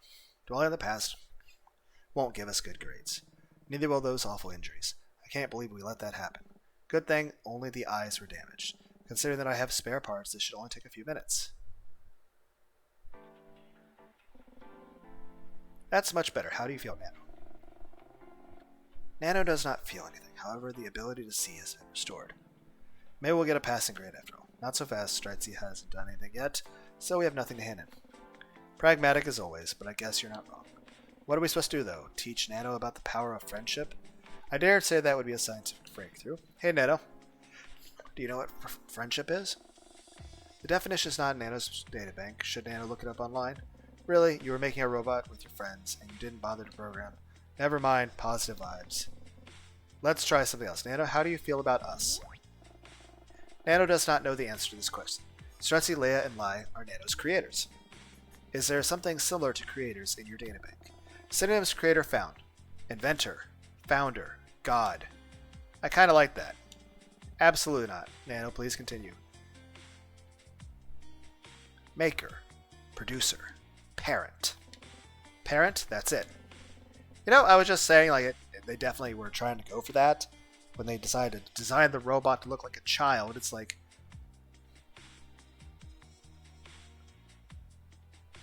And then immediately proceed to fight in front of the fucking child. We three are like Nano's parents, isn't that right, guys? I feel a little too young to call myself father, and I certainly haven't been a good one to Nano so far. But besides, wouldn't that imply I'd be married to you two or something? Dude, it's not that deep. We all came together to create something beautiful, so it's only natural we call ourselves his parents. Why are you looking at me like that? I just got shivers. Such an amount of sappiness is horrifying coming from you. How you actually manage to say that out loud is beyond me. It's because he watches too much anime. You're the one who was talking about the power of friendship earlier. If anything, you're trying to sound like an anime protagonist. Nano does not know what an anime protagonist is. This is important information connected to being a parent. Haha. Stretzy and Licorice start laughing while Oleander tries to keep a straight face. He can't help but let out a snort. Nano is waiting for confirmation. There is no correlation. Please forget we mentioned anime. Not so fast. Maybe watching anime will help it understand what friendship truly means. Anime is an awesome story and great action, but I do not think anime is a basis for an understanding of reality. Granted, yes, there's a lot of anime that can let people have new ideas and can explore ideas of philosophy that normally you don't explore in normal stories. But you should have a healthy basis in actual reality before you start exploring hypothetical philosophy. For example, there's this one episode of Lucio. Is this supposed to be like Yu-Gi-Oh? Please don't make me regret this already. Fine, I had my fun. But Nano, how do you feel about us being your parents? Does this make Nano your child? All three are taken aback by the question for a moment. Honestly, can that thing get any cuter? Nano's not a thing. Well, at least not anymore. It's our little boy now. Who said Nano is a boy? Nano does not have a set gender. But that does not mean we can pick one for you. Using it to refer seems kind of dehumanizing. It's not a human. You know what I mean. Nano will react to any pronoun Leia, Stretzy, and Lai choose. How woke. I didn't expect you to program that in, Licorice. I didn't. What make you... What? I didn't know what you'd make Nano look like. It's not like I tried being politically correct or anything. Didn't think it was possible to act tsundere about being called woke. But seriously, which pronouns should we use? We're going with he. Yes. Fine with me. It's not like this changes how we treat him. What's the yelling? Why is there A's? What on earth was that? Oh, it's yawning. Okay. Shouldn't that have been lowercase, though? That was yawn. My apologies. I'm very tired. Did Nano yawn correctly? No, we in the business call that a scream. Oleander is just tired. I inherited it from my father. I can't help it. But considering all the things we did and talked about today, I think it would be fair to call it quits for now. Yeah, I'm beat. I bet Nano's feeling tired too. Nano's energy is currently at 47%. Okay, maybe not that tired. I wish we all go to bed anyway, including Nano. But he doesn't have a bed. Since we're calling him our kid, it would be weird if we did made him sleep on the floor next to a power outlet. Then why don't you let Nano sleep in your bed, Leah? Pardon? Wasn't that what you were suggesting? That is ridiculous. Nano would prefer charging while being cushioned by a mattress for increased safety. You're just gonna say no to your sweet little baby child? Alright, I suppose I have no choice. Good night, you two. Good night. Well, are you gonna say it back? Oh, good night. We kinda unlearned how to be nice and polite to each other, huh? The last time we exchanged good night and good morning, this was when Lily was still around. True, I guess. But enough of that already. No more getting all sentimental in front of Nano. Yeah, we know how that turned out. I would prefer never having to fix him in such a manner again. Nano apologizes for the aforementioned malfunction. A heavy wave of guilt washes over them, stunning them into silence for a while. You don't need to apologize, it was our fault. Just go recharge now, yes? Nano understands. Leia, please take Nano to bed. Oleander involuntarily forms a tender smile as he takes hold of Nano's tiny hand. It isn't getting off any heat, but he feels his heart warm up regardless. We're off then. Good night. For real now. Sleep well, you two, or in Nano's case, charge well. Let's just call it sleep for simplicity's sake. Why don't you sit down on the bed already, Nano? I'll fetch the charger from the supply box. Affirmative. Oleander digs through the various cables inside the box, while Nano attempts to climb his bed. But unfortunately, is something wrong? The bed is too high for Nano to climb up. Nano requires assistance. Sorry, Nano. I didn't even think about your height. Give me a second, right? Setting timer for 1 second. Leia, it is time to help Nano onto the bed. That's not what I meant by give me a second. What did Leia mean then? It is a figure of speech. It basically means you have to wait a little bit before someone has time for you. Understood. How long is a little bit? Definitely more than 1 second. I'd say a few, maybe. Nano has saved the duration of a little bit as 1 minute in the databank. Good enough. But I have your charger now, so you don't have to wait anymore. Oleander tucks the charger on his arm and walks over to Nano, lifting him up carefully and placing him on the left side of the bed. Thank you for the assistance, Leia. You're welcome, Nano. Why is Leia smiling? Huh? Well, because I'm happy. What is making Leia happy? Simple, you are. How is Nano making Leia happy? By just being here, I'd say. You're cute, and cute things make me smile. You're also kind of my child. It feels nice to have something to protect. Nano is glad to make Leia feel positive emotions. I'm not strong enough for all of this wholesomeness. You should recharge and should sleep. Let me tuck you in. Oleander instructs Nano to lay his head down on the pillows. He plugs one of the chargers into the power outlet next to the headboard on the other end of the port, hidden underneath Nano's shirt collar. Afterward, Oleander takes a soft blanket at the foot of the bed and tucks his robot child in lovingly. Are you comfortable like this? Nano is cushioned properly. Risk of external damage while charging is minimized. Satisfied with the reply, Oleander gets up and changes into his pajamas to join Nano. Once under the same blanket, he begins to think back on everything that has happened this day. Nano recommends choosing standby mode or turning off the system for more effective charging. Right, you can't do that by yourself. Licorice said you should have Licorice should have included that in the functionality. Wait, I'm nagging in. This is going to be hard to unlearn. Why does Leia wish to unlearn nagging? Because it spreads negativity and makes others feel frustrated or sad, and well, you know what being sad can lead to by now, right? Sadness can lead to tears, harming oneself, and that's enough. I didn't actually want to know. Noted. Is Leia ready to charge Nano's mode for efficient charging now? Oh yes, of course. Give me a second. Time for 1 minute set. My bad. I'll do it right away. Oleander sits up straight on the bed and shifts his upper body so he can slide the blanket off Nano. He unbuttons his shirt enough for the standby mode and the power button to be accessible. But instead of pressing one of them, Oleander finds himself lost in thought again. Listen, Nano, I truly want to apologize for what happened earlier. Please specify which event Leia is referring to. When when you try to cry. It's my fault you even thought of doing that, and it's also partially my fault you were sad. So, that is what I want to apologize for. Can you accept my apology, Nano? Leia has nothing to apologize for. Nano appreciates getting a chance to learn what it means to experience sadness and happiness. Happiness? Nano feels happy now. It's nice you could gain something positive from all of this, Nano. I think we all did in the end, even if the circumstances were rather rough. In some way, you also taught us something. Is Leia certain? Nana was built to learn, not to teach. Considering that we made you, it's odd to think that you could teach us anything new.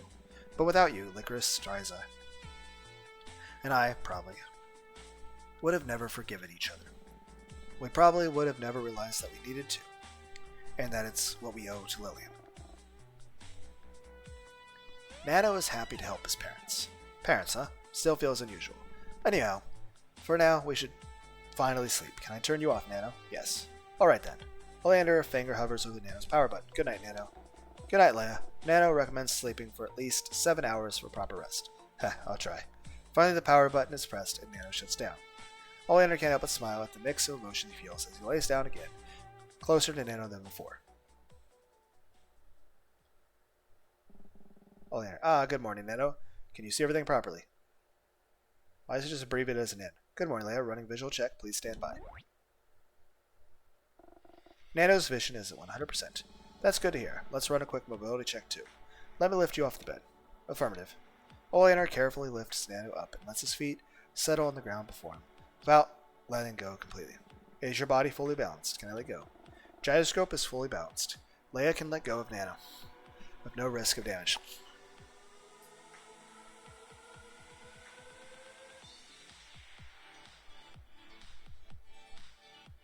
Yeah, that's definitely a bit of nostalgia there. I remember being a bit overprotective of my son when it came to that stuff, just to make sure he didn't fall over or get hurt or anything. Alright, there you go. Nano performs standard mobility check. Affirmative. Nano begins to move all his body parts one after another, starting by rolling his head and finishing by taking a few steps on the spot. Mobility checks complete. Nano's body's 100% functionality. Great. I'm glad yesterday's incident didn't leave any traces on your hardware. Nano recommends a software checkup. Licorice said that he wanted to do that earlier, actually. I suppose it does make sense, especially now that you're suggesting it too. What about the part that you squeezed, Leia, when you found out about Lillian? Because it said sparks flew off of it. That's just damage. Earlier, Licorice and I had breakfast together while you were still asleep or well turned off. That was the first time we ate together willingly and what feels like forever. It was a welcome change. Leia is smiling. Does that mean being with Licorice makes Leia happy? I wouldn't go that far, although we do get along significantly better than before. Leia, we should move it. Stretsy has been quadruple texting me saying he's tired of waiting for us. Why is he being so impatient? He says he feels awkward around all the couples in the park. And our arrival would make it less awkward? Don't ask me. Good morning, Lai. Oh, good morning, Nano. You doing alright? Nano's hardware functionality is at 100%. However, a software checkup is recommended. Just like I said. Leia has informed Nano about your suggestion. Oh, awkwardness detected. Should Nano play music to ease the mood? No thanks. I'll give you a checkup this evening. Okay? Nano has a set reminder for software maintenance at 18 o'clock. Can't we do it a little late? What's that stern look for? We shouldn't teach Nano your work ethic, or lack thereof. Okay, Mom, okay. Anyway, we should head out before Stretsy dies of loneliness or something. Licorice and Oleander quickly slip their shoes on and walk the short distance to the park, close to campus. Nano walks between them, holding a hand of each of his dads. For safety purposes, both had said. Took you long enough. I thought I was going to grow roots. Good morning, Stretsy. Good morning, Nano. But no good morning to you two for making you wait. You could have just had breakfast with Leia and me, you know? Then you wouldn't have had to wait an ungodly amount of... Licorice pulls out his phone and check the time. 24 minutes. Very long 24 minutes. Nano has categorized 24 minutes as a long time period. It's not long at all. Delete that. Nano has deleted the aforementioned categorization. What matters is that we are all here now, no? That's right. We all have an urgent matter to discuss. I need to adjust how I'm sitting. One moment. Oh, I can't really move a lot of things. I know if I mess up this cord, it'll ruin the audio completely.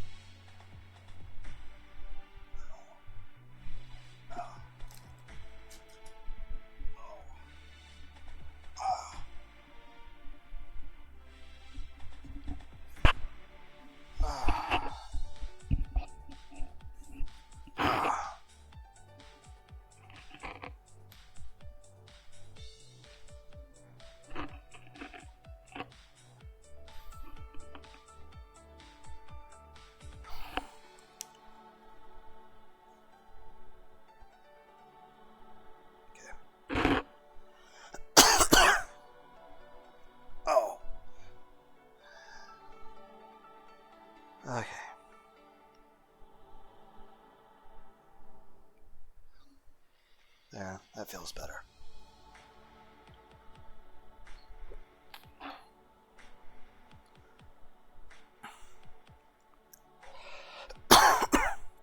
Let me double check OBS.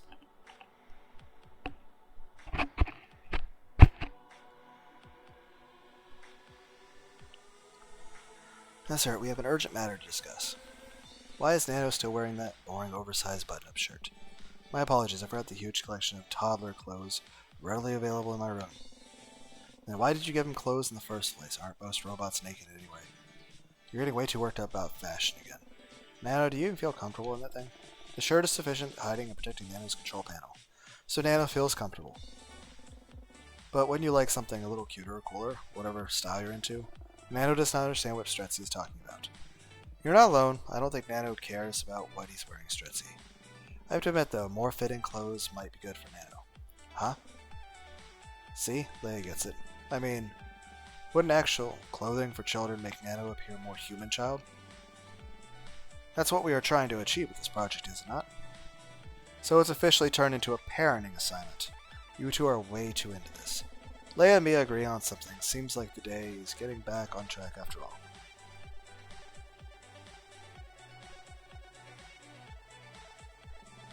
You look awfully self-satisfied. Something wrong with that? Please, not in front of the children. So Nano, how do you feel about us buying some new clothes for you? Nano will partake in any activity his parents tell him to do. Now you just sound like we're forcing you. It's for his own good, and that's what being a parent is all about. But before we go, I have a little present for you, Nano. What's a present? I'll show you. There we go. Ah, I got my hat. So a present is a blue hat. Not quite. It's a thing someone buys or makes for someone else. I didn't want people to look at you weird when we're shopping. That's why I bought this hat while Licorice and they were out eating breakfast. You were shopping just so you could do more shopping. Don't tell me you're actually surprised with that. Why would people look at Nano weird? I was worried people would comment on your horns or something. They're antennae, they're cute. I'm unsure if the public would agree. Let's play it safe, alright? Nano is grateful for the present if it helps him stay safe. You're absolutely welcome, Nano. Now let's get moving. This is where I usually buy my clothes, but I think they all also have a kids section. Maybe Licorice will find something that fits him here. That was uncalled for. So I think the most important thing we need to do is a pair of pants. Those robot joints are a dead giveaway. Really, knees are the first thing that you can think of. I need a Red Bull. Not, say, his eyes that glow in the dark. Okay, then let's put sunglasses on our list. What about shoes or a jacket? You got it. Let's not forget what we came here for, a proper shirt. Do you really have to do that? Oh, I thought you were on board. I am, but I think the oversized shirt looks really cute. Fine, as long as we find other things, Nano will look awesome anyway. So, Nano, what's your verdict? Nano has no particular opinion. I do. Nano looks like every cool kid that's ever bullied me. Nano is a bully. Nano recognizes bully as a negative term, awaiting instructions. No, you're fine just the way you are. You don't have to change your appearance for anyone. You really have the nerve to say that right after we went shopping because of you? I just wanted to wear something. I don't care about the details. What do you want to look like, Nano? Nano has no preference, yeah. As you learn more, you'll develop your own tastes, and you can choose how you want to look. You're programmed with the ability to do that. No. At least not specifically for something like fashion. Nano's capable of acting different based on past experiences, so who knows what he can do. You should know, but maybe Stretzy can figure that out as well. It would certainly look good on our report. Man, I almost forgot that we built Nano for educational purposes. By the way, what do you plan to do with the robot after you get your good grade? Like what happens to the AI then? Nano exists to learn, not to educate. How about both? How about neither? No matter what we build him for, Nano now exists for himself. Nano does not understand. You will in time if we raise you well. Besides, in recent data, Nano predicts Leia has the capacity to be a good parent. That's... as do Stretzy and Lai. Oh, thanks. Hopefully one day you won't need to analyze the data, and you'll just be able to trust us. Is trust not built on data? Yeah, that's true. It's a feeling that can be based in fact, but after enough positive experiences with someone, it becomes intuitive. So you don't consciously think about your shared history anymore. Do Nano's parents trust each other? Nobody answers Nano immediately. It would be incorrect to say yes, but wouldn't exactly be true either. It wouldn't be incorrect to say yes, but wouldn't exactly be true either. They look at each other, unsure of how to judge the atmosphere. Before Eleander places a tentative hand on Nano's head, trust can be broken, but it can also be rebuilt. Either way, let's get you home. Can Nano hold Stretzy's hand? Or what? Nano held hands with Lai and Leah on the way out here. Therefore, Nano should hold hands with Stretzy on the way back. Cute. Nano is concerned about you, Stretzy. Nano concluded that it would be fair. Concerned about his feelings, at least. Hey, you're just jealous because I have feelings. Before Stretzy can finish the sentence, he stopped by a small tug on his waist. My eye is itchy. He looks down, and Nano lets go of his shirt, extending a small tan upward. Stretzy smiles and takes it in his, the metal of his palm pleasantly warmed by the sunlight. He takes a step before pausing. Sorry, I didn't mean that. I know. That makes one thing. Nano leads Stretzy over to Oleander and tilts his head up at him. The effect is somewhat ruined by Nano's swanky new shades, but Oleander remembers the lifeless stare of his empty eye sockets and sighs. Among other things, Licorice is knowledgeable about. Nice save. Maybe we should try laying off of those kinds of jokes, for Nano's sake. I can handle some teasing, but we should set a better example for our kid.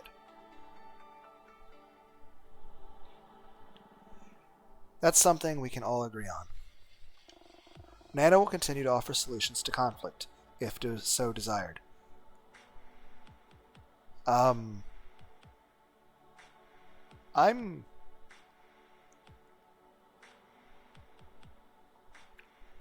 Nano will continue to offer solutions to conflict, if so desired. That sounds extremely depressing, given the context we have. We're happy if you're happy.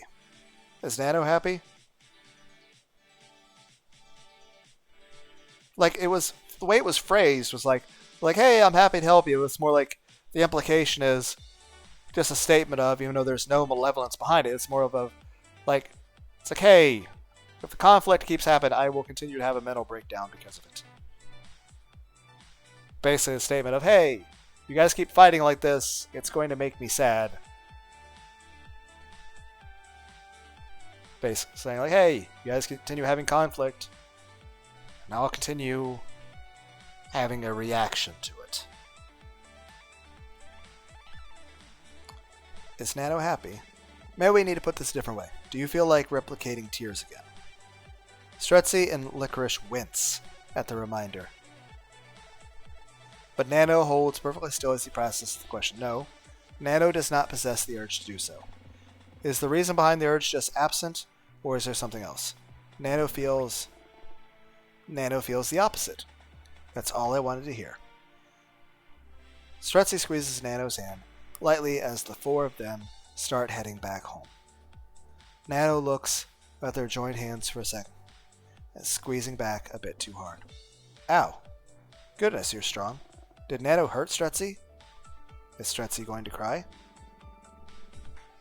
He won't, at least not the kind of tears you know of.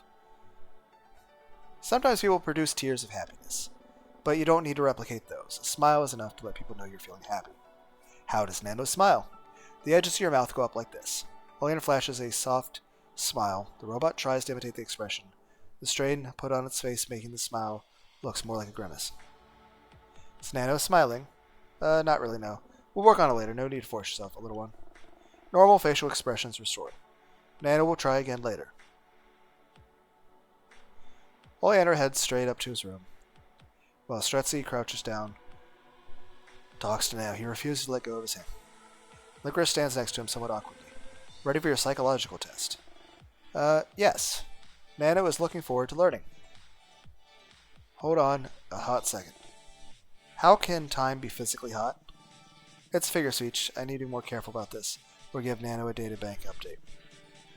I could combine it with the software checkup, which is probably more important than whatever you're planned. I wouldn't say that. Besides, he's so eager for my psychological test. Licorice gives Stretzy a doubtful look. If anything, he's the eager one. But then his eyes wander toward their joined hands and his gaze softens. Fine, you go first. Enjoy some time with him, but don't do anything to the software. You got it. I'll be careful. You'll think Leia's spirit possessed me. Oleander calls from his room. Sure hope that was meant as a compliment. Heh, of course. By the way, Lai, why don't you stop by in an hour or so? I should be finished by then. Sounds good to me. Have fun, you two. Okay, I feel a little bad about forcing those clothes on you, especially hiding your antennae. They're part of who you are. There, better? Nano has no preference. Didn't expect any less of you. That reminds me, I wanted to test something related to preference today. What's your understanding of morals? What are morals? They're basically about deciding if things are good or bad. Are good and bad not subjective? Nano has trouble with subjective things. When it comes to good music and bad food, definitely. Preferences are subjective, but morals should be based on reason, not feelings. So I think you are able to rationalize your own beliefs, so morals are objective. I wouldn't go that far. After all, it depends on your reasoning. Please give an example. Let's assume there is an important issue and some action needs to be taken. Should everyone affected by the decision be able to vote? Or those who are most informed and likely to make the right decision? Nano is unsure. Equality dictates everyone should decide, but they might also choose poorly and suffer because of it. Very good. You figured out one of the issues with democracy.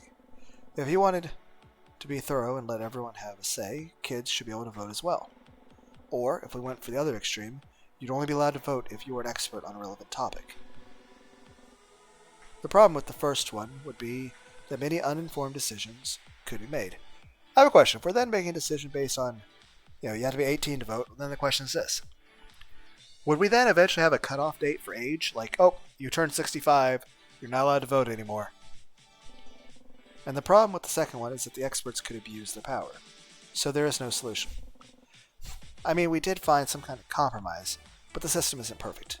And there are other systems besides democracy? Of course, but this shouldn't turn into a history lesson. I'm more interested in your critical thinking skills. Nano believes a system where impartial experts make all decisions would be best. Describe these impartial experts. They are all-knowing but not interested in personal gain.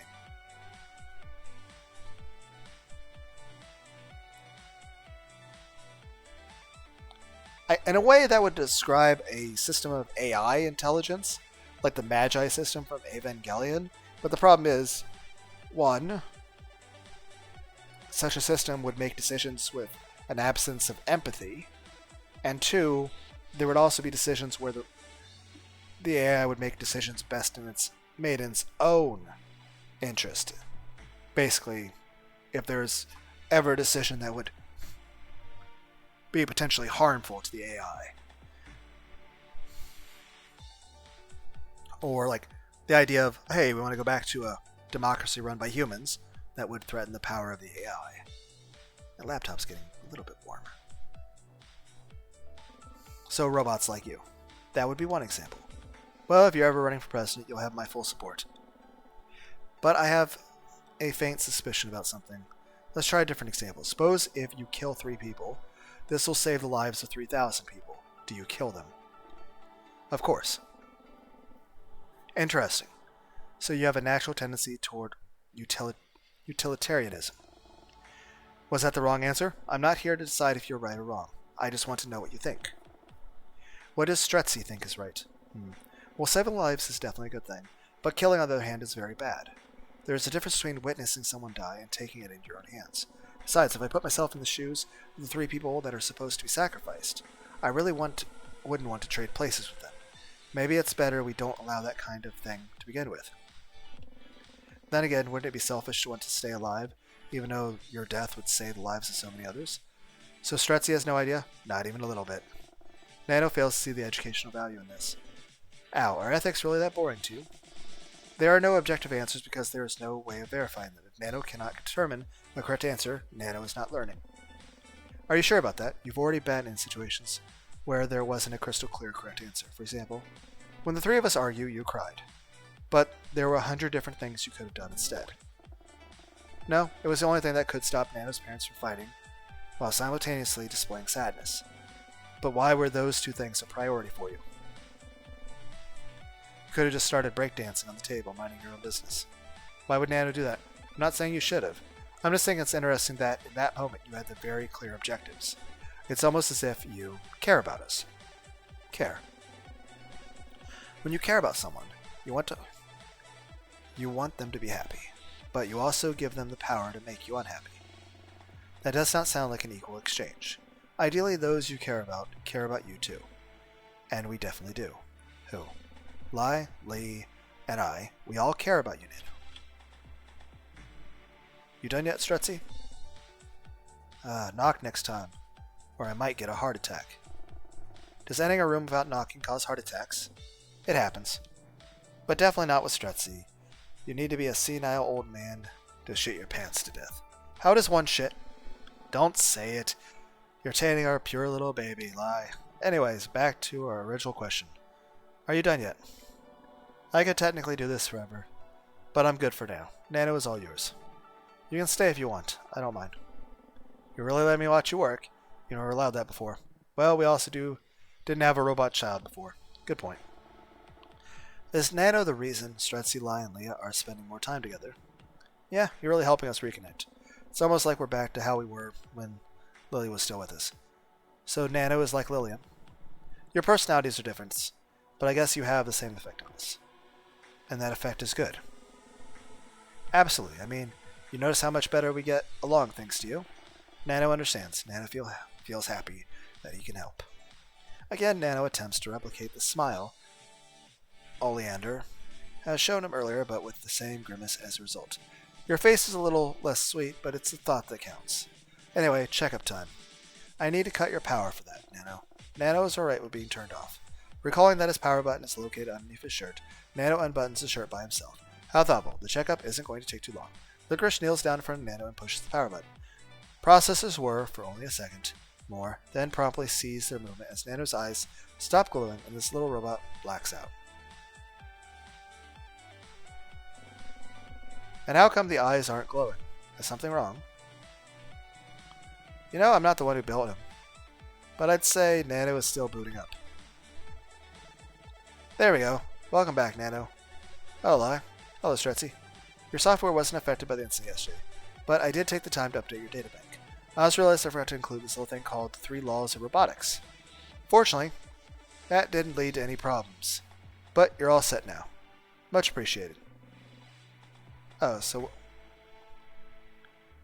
that's why Nano didn't hesitate when talking about killing people. He what now?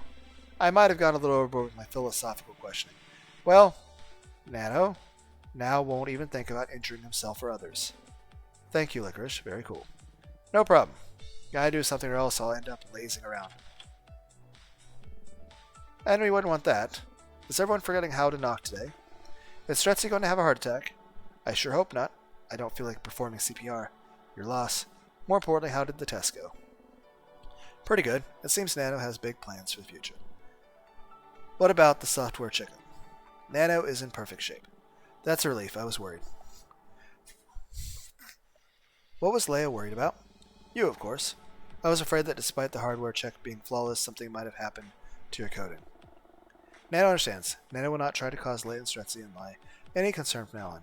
I think Leia will worry no matter what. Is that all I came for, though? No, I was wondering if you two were up to write the final report now. Sure, I think we made enough progress for it. The deadline's rather close, too. Nano, we're heading back home. Strutzy offers hand Nano and gladly squeezes it back a lot lighter this time. Nano holds out his free hand to Licorice, grasps it as well. The robot then looks at Oleander, lowers his head, and then frowns. Nano does not have 3 hands. Fine, I'll just hold the doors open for you two. Nano accepts Leia's offer. True to his word, Oleander holds open the doors in their path. A real gentleman, huh? For my child and his other 2 dads, always. Strutzy sticks his tongue out at the reply, and Licorice exhales an annoyed sigh, and they make their way to the couch. Nano is sitting on Licorice's lap to save space. Just as they start jotting down more notes to their draft. Finally, someone knows how to knock. Wait. Did you two order any food delivery? I didn't. Don't have a package due to come today either. Me neither. It might be one of the neighbors, though. I'll check. Stretzy walks over and looks at the people. Exclamations? What is it, Stretzy? You look like you've seen a ghost. Or one of his ex-boyfriends. I must be pretty tired. I'm sure it's nothing to worry about. Stretzy stumbles backward as the door swings open. Nano processes her Licorice's frozen expression. Oleander's tight grip on the edge of the table. And finally the stranger at the door, raising a hand in greeting. Hey guys, long time no see. If you're Lilium, aren't you dead? Oleander? Stretzy? Lilium? Did one of you swallow helium? No? Ah, I didn't see you here. I'm Lilium. Who are you? My hypothesis confirmed.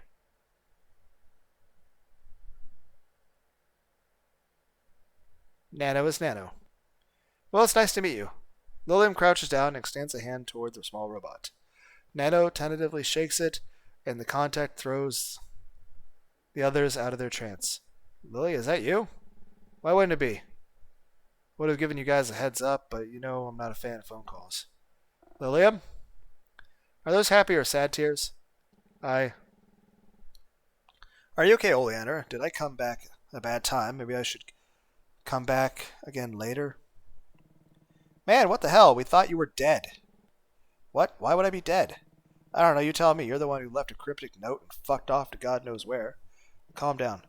How could I? Am I supposed to be happy that we nearly ruined our friendship for no reason?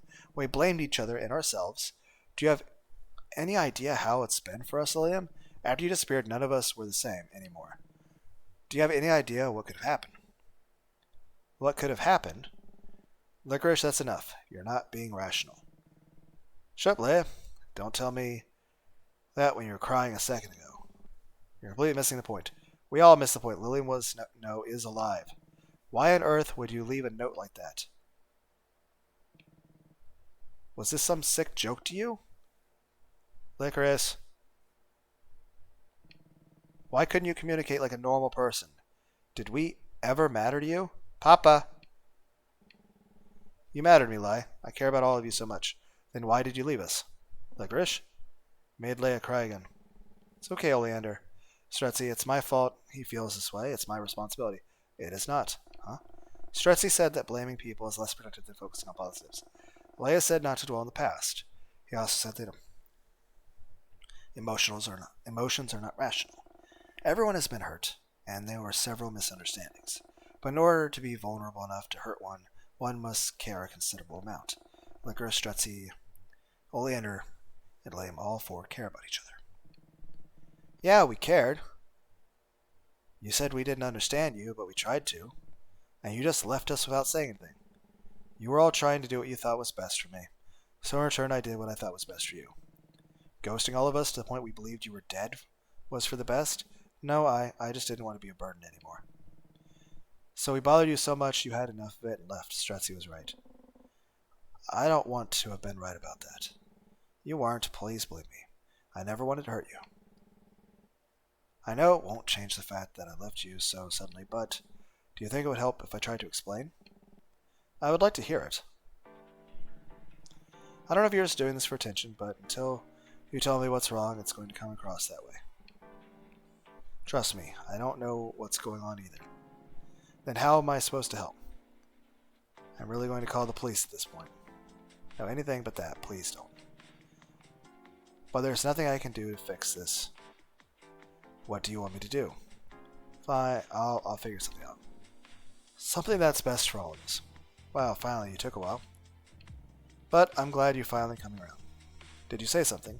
No, I'm heading outside. Just hurry up with your solution. There really only is one option, is there? As long as I stay here, we will keep making each other miserable. Not only are you getting fed up with me, I can also tell you're annoyed with each other. And I hate that. I don't want to ruin things for everyone. Is there anything that I can do? I don't be like a family, but what I want right now is my mom's kind words, my mom's dad's company hugs.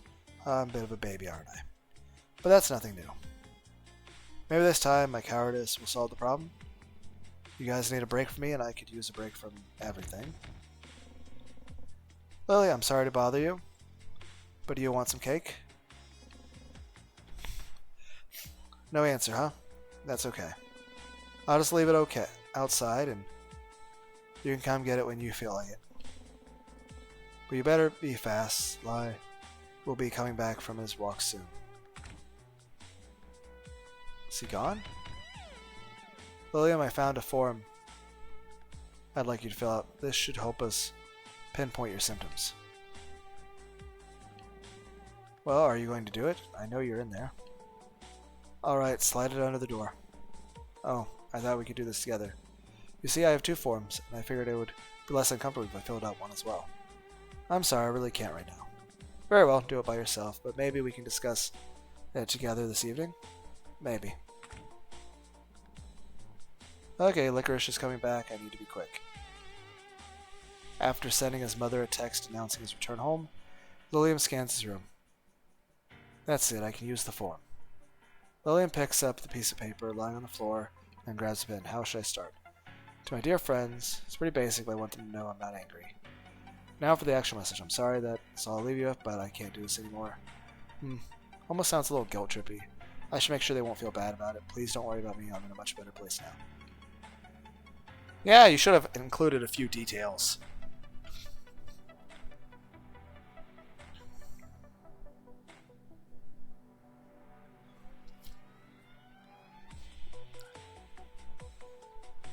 That's more like it. They know I have a good relationship with my parents. Lillian. Really, I'm a coward. Can't even personally say goodbye. Hey. You okay there? I want to apologize for lashing out earlier. In a panic, Lillian scrambles around his room and decides to hide in the balcony. Come on, don't sulk now. I didn't mean everything I said. Lillian sighs and closes the glass door behind him. What was the point? He actually being nice now? What was my problem? He's actually being nice right now. Lillian overhears Licorice's efforts to enter the room. Why can't I face him? Why can't I get over my biggest fear? Speaking of fears, Lillian almost looks like he's tempted to jump from the balcony. It's not that high, right? I can make it.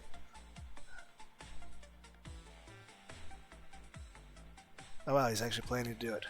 Right? The sound of his door being kicked open gives him the courage he needs. So he jumps. I merely sprained my arm, so the train ride home was no big deal. Lillian, you are so unbelievably stupid. Can't argue with that. Don't be mean, Licorice. Do you want to scare him away again? In the end, it really was my fault you left. I pressured you to find a solution. Yes, but that was a good thing. I don't blame you. I knew you were dealing with depression yourself, so I felt pathetic for not being able to keep it together like you. You should have worried about yourself, you idiot. Everyone handles things differently. How can I not have worried about you? It seemed like you were the most. You were more affected by my slump than I was. Constant bickering made me realize I don't exist in a vacuum, and that I needed to take action. So what ended up helping you snap out of it? Well, since he left, clearly space was all he needed. That's not true. The 3 of you were right. I needed space, the support of my loved ones, and a therapist to talk to. Your loved ones, huh? Of course. You would have qualified as one of them. All 3 of you did. But I didn't want to burden you guys even more. From the bottom of my heart, I'm sorry. I should have been more transparent with you. It's okay, Lou. You don't have to be open up if you don't know, otherwise the same thing is going to happen all over again. We're here for you, Lillian, and it's our job to cheer you up when you're not doing okay. You don't have to worry about being cool or strong in front of us. Yeah, we appreciate you just the way you are. Thank you, everyone. I'm glad we can sort this out. I promise it won't happen again. Good. If this happens a second time, I'll make sure you're dead with my own 2 hands. So then, shouldn't we be happy that we were wrong, that he's alive? Of course, but I've already accepted his death. This just feels too good to be true. But it is true. In retrospect, I don't understand how or why we could have concluded his death so quickly. We didn't even call his parents to ask if they knew something. I guess we were all a little stupid. I wouldn't have said it happen any other way. Their light-hearted chuckles are up by Licorice's stomach growling. Didn't Leah mention food delivery earlier? That sounds like a great idea right now. Are you joking? Delivery isn't enough. This reunion justifies a restaurant visit. Sounds good to me. Only if I pay after all the trouble I've caused. It's the least I could do. No complaints here. You look a little awkward, Nano. Is everything alright? Nano did not want to interrupt what seemed like an important discussion. That's nice of you, but your input is always welcome. You don't have to be quiet just because of Lily. But now that William is back, Nano has no reason to exist. Why would you say that? Nano's parents are happy now. The family is reunited. Will Nano not be gotten rid of? Nano, earlier you said the four of us care about each other. Was that conclusion incorrect? Incomplete. You were forgetting something. Nano does not understand you. Nano cannot forget himself? Use your inference skills. That's not what he means. You did mention that we care about you. You're a part of this family too. Whether or not William is here, that's not going to change. You were never a replacement for him, so we're not going to get rid of you. You're important to us, Nano, more than you might be able to understand right now. What does lie mean? I mean that we... It's okay, you can say it. Take your time. Shut up, I'm trying to be genuine. Licorice heaves a long, suffering sigh, with a hint of a smile appears on his face. Nano, we love you.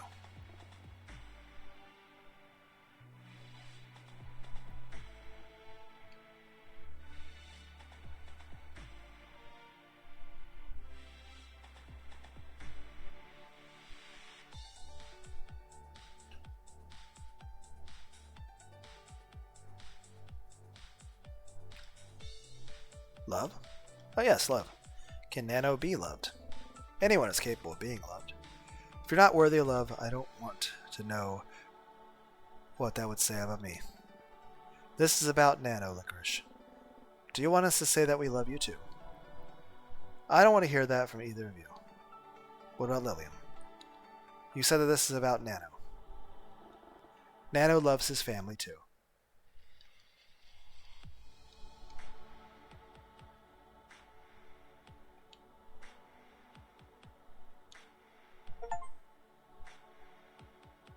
Robot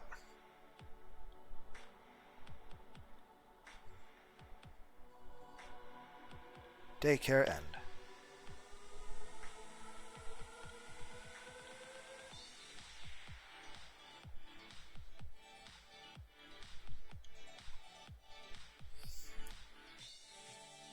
Oh, it's made for a convention. Back in 2019.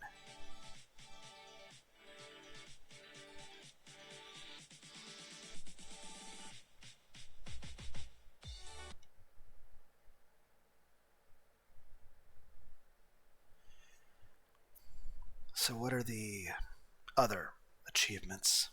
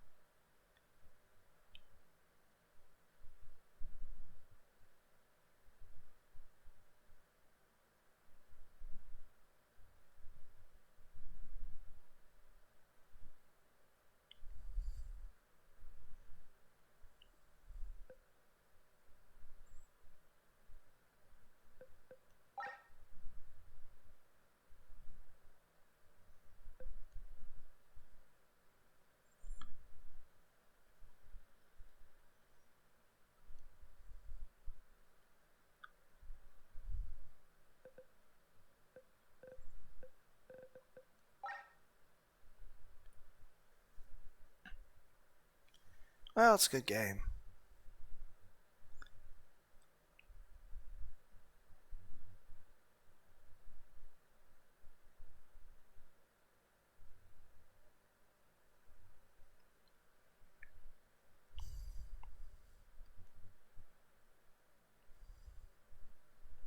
Like I said, the other two games I tried before this were there was Marathon Classic, which is FPS, I think by Bungie. It's free on Steam, same way as playing a lot of free games. It's a lot cheaper, but Also tired. I think I might actually need to buy a Red Bull.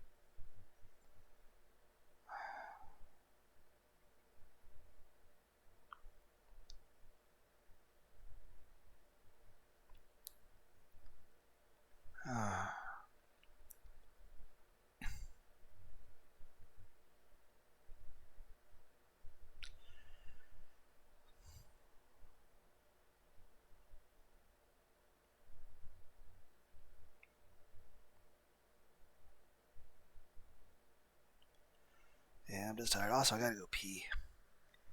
Bye.